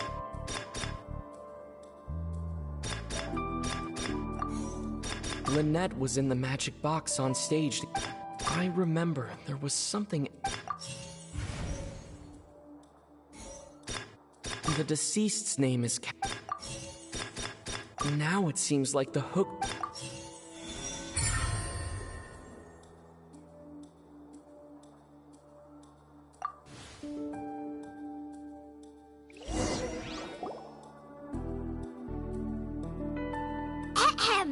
It's Ace Detective Paimon's time to shine again! In the original plan, Cowell would tamper with the water tank rope and the number selector securing his target. When the magic box containing Halsey was lowered, the metal hook would retract gradually and pierce the balloon at the top of the box. When the balloon attached to the box popped, the water from the primordial seed inside it would pour down and dissolve Halsey. Afterward, Cowell would enter the tunnel and break the flower vase to conceal the water inside the tunnel, with the remaining evidence being covered up by the water tank on stage. But he encountered something unexpected in the tunnel and wound up being fatally hit by the same water tank he meant to use to cover his tracks. Huh. That does make sense. That actually links together a lot of the more confusing pieces of evidence.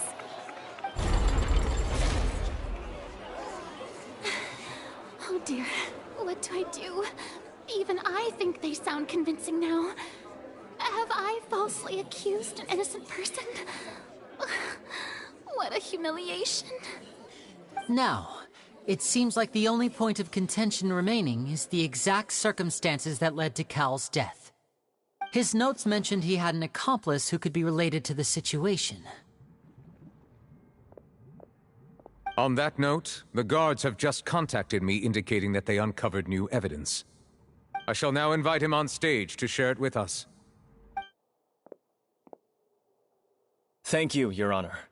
We were just inspecting the luggage of the other people involved in this case. And we found an identical sample of the water from the primordial sea among Linny's personal effects. What? That can't be. Oh, I see. Well, how wonderfully comedic to have your own counterattack only to come back and wound you. Does this not clear all doubt? My dear citizens, my loyal audience, allow me to present my reasoning and bring this performance to a swift close.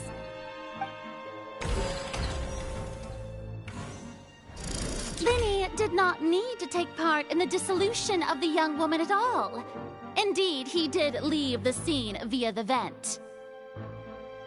Having made modifications to the props beforehand, his accomplice Cowl then caused Halsey to vanish using the water from the primordial sea.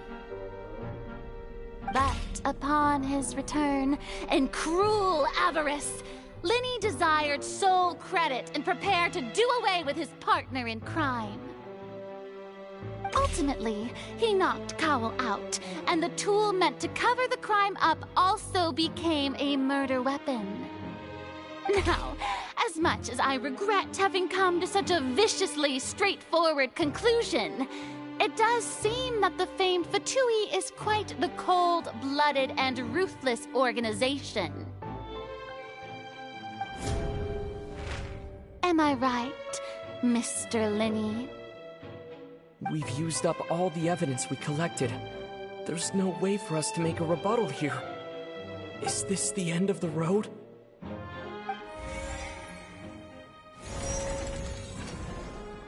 Oh no! Paimon can't think of anything either. It doesn't look like there's any way around this. Seems using the water as new evidence was too good a move. Why did this have to happen now?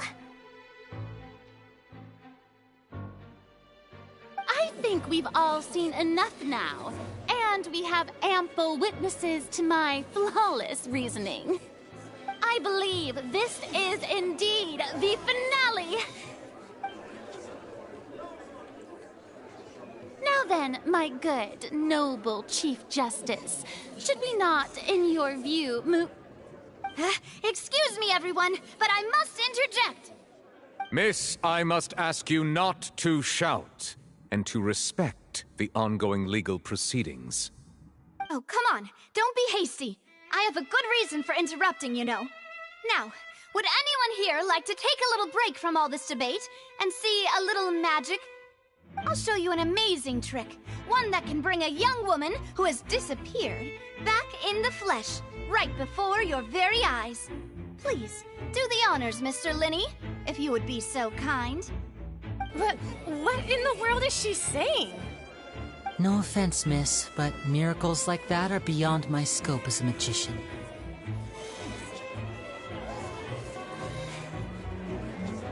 Come on now, don't be silly. Magic is all about misdirection, isn't it? It often conceals the truth while presenting a fascinating illusion. But once everyone believes the illusion, can't magic reveal the truth to them once again? And wouldn't such a trick be the most marvelous finale to today's performance? Come on, Linny and Lynette. Give it another go. Don't worry. Spina di Rasula has made the necessary arrangements on your behalf.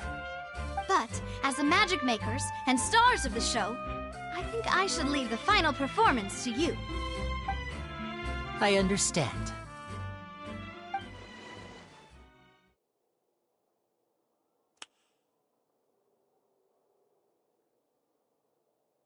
And voila!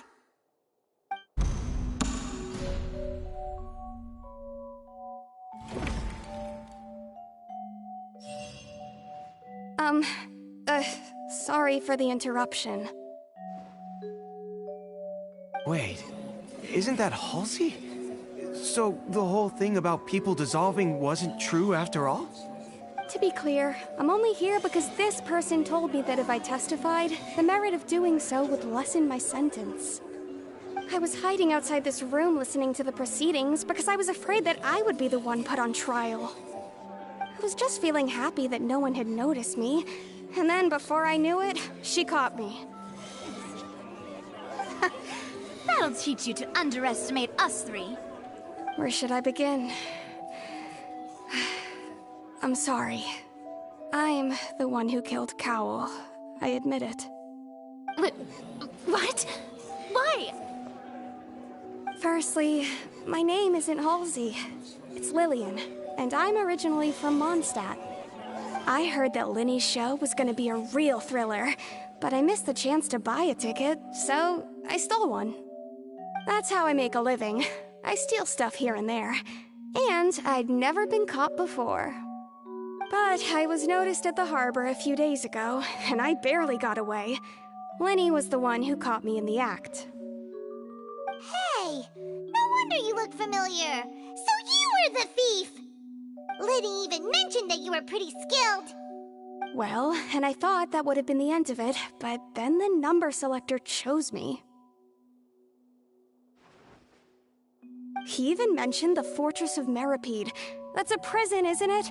So you can imagine how shocked I was. I thought he was onto me for sure. So I played along with the show while looking for an opening to flee, but then I got water poured on me for no reason, and then someone jumped into the tunnel to nab me. I wasn't going to take that lying down, so I knocked him out and stuffed him into the box.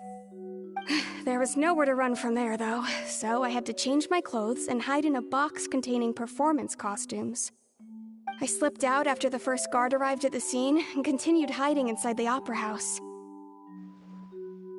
Can a person even hide in there?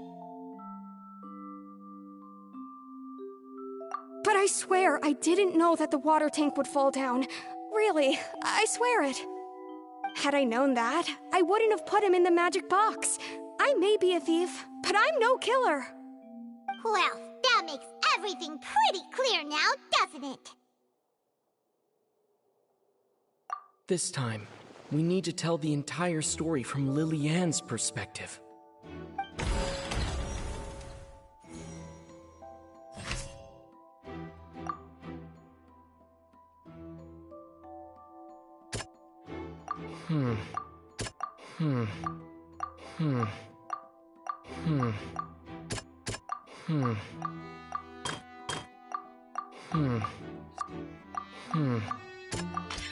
The strange sound wasn't from a fight. It was Lily-Ann's attempt to break out when she was frightened.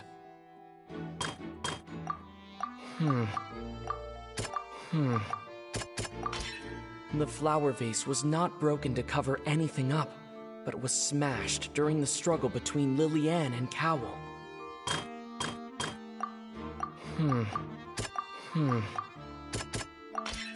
Lily-Ann was afraid that she would be recognized if she left, so she changed clothes and hid, biding her time. Just what one might expect of an experienced thief. And it's Ace Detective Paimon time!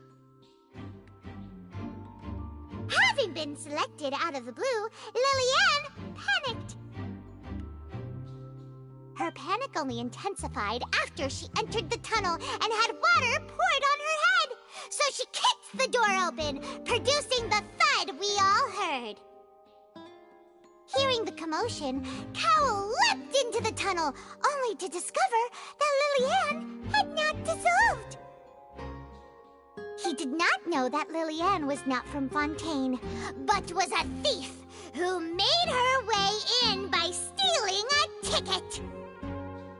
Mistakenly believing that the water from the primordial sea needed time to take effect, he tried to force Lily-Ann back into the box. The two broke the flower vase during the struggle, but Lily-Ann came out on top, knocking Cowell out and putting him in the box. With no way of escaping, she changed her clothes and hid in the costume trunk until the performance ended.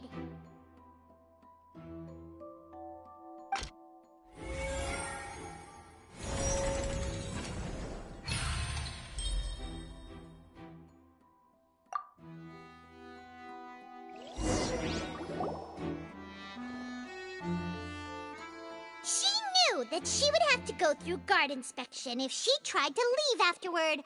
So, she has been trapped in the Opera House these last 2 days. She had already become desperately hungry by the time we were chatting over macarons. So, she swiped 2 of them right under our noses. Talk about a sneaky thief. At this point, all the events that happened in the tunnel have now come into light! Ah, so that's the whole story. Bravo! Bravo! Now then, Lady Farina, do you wish to speak against the defense's statements? Please answer the question, Lady Farina. Also, if I may add, the trial has not yet ended. As such, I request that the prosecution not leave the room before the proceedings have concluded. What, are you reading my mind now? No, I have no further arguments. I admit defeat. But really, could you at least have left me with some dignity? Wow, look at that! She's like a deflated balloon now! If there are no objections, then as the Chief Justice of Fontaine, I shall once again repeat the full sequence of events. The actual perpetrator of the serial disappearances, Cowell, selected his next victim from the audience reservation list. With some modifications to the selector, he could ensure that the pre-selected young woman would be chosen. To cover up any evidence while committing the deed, Cowell thought of allowing the water tank to fall, which would conceal the water left behind after the young woman was dissolved. He also tampered with the rope suspending the water tank, using the fireworks at the end of the performance to cause the tank to drop and hide the watermarks. He poured the water from the primordial sea into a balloon during the preparation of the magic box and stuck it to the box's lid. Finally, he passed the prepared hook on a rope through the gap in the magic box's door when bringing the young woman to said box. When the magic trick officially began, the box containing the woman was lowered into the tunnel, tightening the hook rope and bursting the balloon containing the water. If all had gone to plan, the young woman would be dissolved at this time. However, Lillian was not from Fontaine, and thus fled the box with a loud noise. Realizing that there was trouble, Cowell entered the tunnel and met Lillian. Thinking that the waters had not yet taken effect, he decided to proceed. However, his opponent was more capable than he thought, and he was overcome, knocked unconscious, and placed into the magic box, and thus became his own final victim. Lillian, according to her own statements, then changed clothes and hid until the performance ended, before hiding in other parts of the opera house. As for Linny, he was in the underground structures within the opera house, and was thus ignorant of these happenings. From this reconstruction of events, we can conclude that Linny, the accused, is in fact innocent. While there is much in Linny and Lillian's conduct that should still be investigated separately, this case, at least, can be handed over to the Oratrice to make the final decision.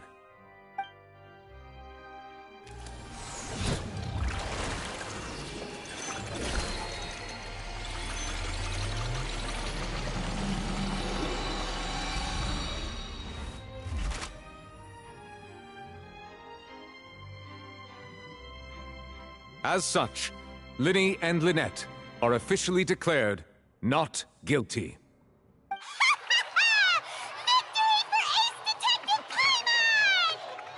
Great work, partners. Thank you all. Thank you so much. Next, I think we deserve an explanation, Guard Vaughn. How did you find the water from the primordial sea in Linny's baggage? Right!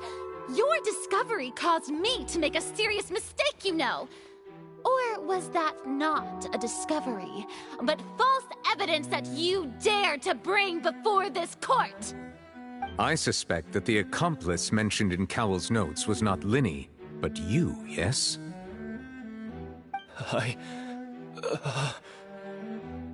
I'm sure you know what you must do to lessen your sentence. Speak quickly! Unless you want to earn yourself a one-way ticket to Coupon Town. I was just following orders. We were supposed to place blame for the serial disappearances onto Linny, and thus cause suspicion to fall on the Fatui. The higher-ups said this was the best opportunity to do so. And now that your plan has fallen through, and the secrets of the water have been revealed, You have become a liability to said higher-ups, yes? Therefore, you would be wise to tell everything you know and seek the protection of the guards. Yes, I'll tell you everything I know. Our boss discovered that the water can cause people to dissolve. It can also be made into a potion, which when extremely diluted, can cause people to experience unforgettable exhilaration. We've been in this business for a while now, and have made decent more off it. The disappearances were also the boss's idea. I mean, this is the boss we're talking about.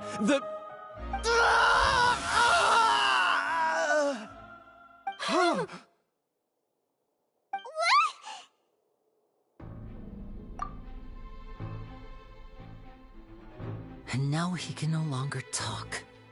Such ruthlessness. I shouldn't have expected any less of them. An outrageous act.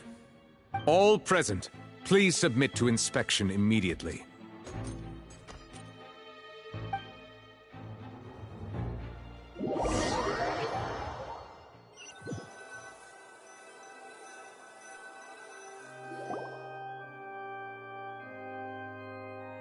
So, we're just going back now?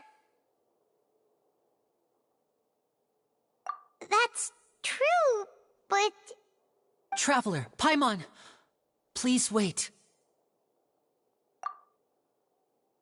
Lenny... I know you may not want to speak to me right now. Maybe you don't even want to look at me. But still, let me thank you again for defending me to the end, even after you learned that I'm a member of the Fatui. I guess. But regardless, I'd like the opportunity to set things straight. I didn't approach you with any ulterior motives or ill intent. I've spoken to you as myself, just plain Linny this entire time. As for why I'm a Fatus, it's because the goals of the House of the Hearth align with those of an orphan like me. That's all. That was how Father, who you might know as the Knave, approached recruiting us back then too. The Knave? The one who controls the House of the Hearth? She's your father? That's right. And since we're here, I was wondering, would you mind hearing a story? It's about my past. Back when our parents first died, Lynette and I were left wandering the streets. To survive, I took to surreptitiously observing an older street performer who did magic. It took me several days to figure out how he pulled off his amazing tricks. I took my sister through several streets until we found a crowded corner, and we began to perform magic tricks there. To my surprise, we proved to be pretty popular, and we could at least stop worrying about where our next meal would come from for a time. But I didn't want my sister to remain a street rat together with me forever. Before long, an aristocrat came to me and claimed that he wished to take us in after watching my performances. So you went from orphans to nobility just like that? That was how we felt at first too. As if fate was on our side and we could say goodbye to those painful days. But I gradually discovered that while we were called foster children, he was really after my talent for magic tricks. He would constantly take me to all sorts of banquets to garner attention, which he would then use to expand his social circles. That doesn't seem too bad either. Better than roaming the streets at any rate. It took a while for me to realize just how dark his heart really was. After one particular performance at a banquet, I discovered that Lynette was not on the same return vehicle as me. I waited a long time after we returned home, but she did not come back. I went to that noble's bedroom and asked him about her whereabouts. The answer he gave me was, she caught the eye of the most eminent person at the banquet, so I sent her over as a gift. I mean, you'll be able to perform your magic regardless of who your assistant is, yes? Oh no. So he was gonna... But wouldn't Fontaine's laws deal with such people? As far as outsiders are concerned, this is a relationship akin to adoption or foster care, and they have their ways of escaping the eye of the law. I I managed to ferret out the location of the mansion of that so-called eminent person and hurried through the night. But by the time I leaped over the walls, avoided the guards, and made my way in, all I saw was the moonlit ground covered in blood, and the knave standing there in the darkness. So, she'd already taken care of that guy. That's right. She had rescued my sister before she could come to any harm, and had even discovered several girls hidden in a basement, all of them orphans.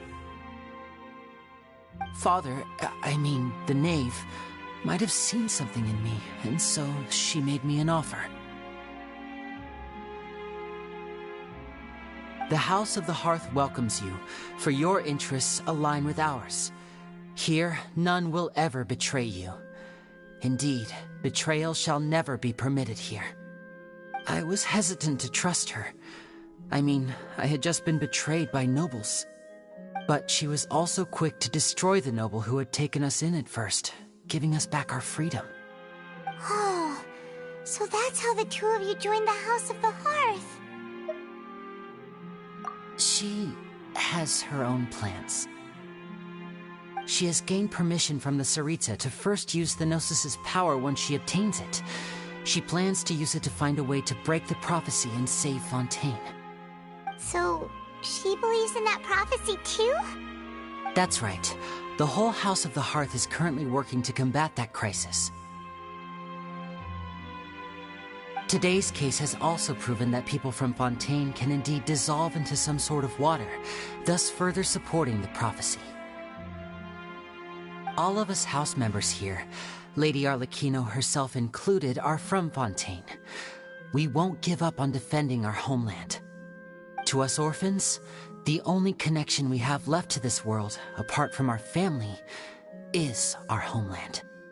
So, from small deeds like distributing magic pockets to huge schemes like stealing a Gnosis, everything is aimed at dealing with that prophecy. It's all right. I understand. The only thing I can do is relate all this to you. I just hope you can understand that even as a member of the House, I have never stopped making my own decisions, and that I believe what I'm doing is right. If you should need anything at all in the future, feel free to find me. I will do my best to help you, as plain Linny.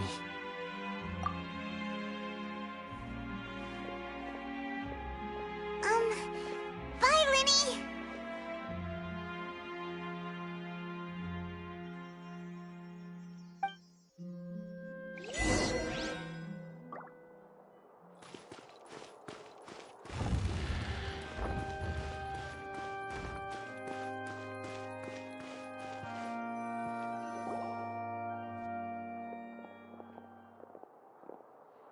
Hey there! What was with the disappearing act you pulled right as the trial ended? Were you looking for us, Navia? Well, this whole thing isn't exactly over, is it? I do feel that we're getting closer to solving the serial disappearances case, though. Don't you think so, too? Huh? What's wrong, my dear partner?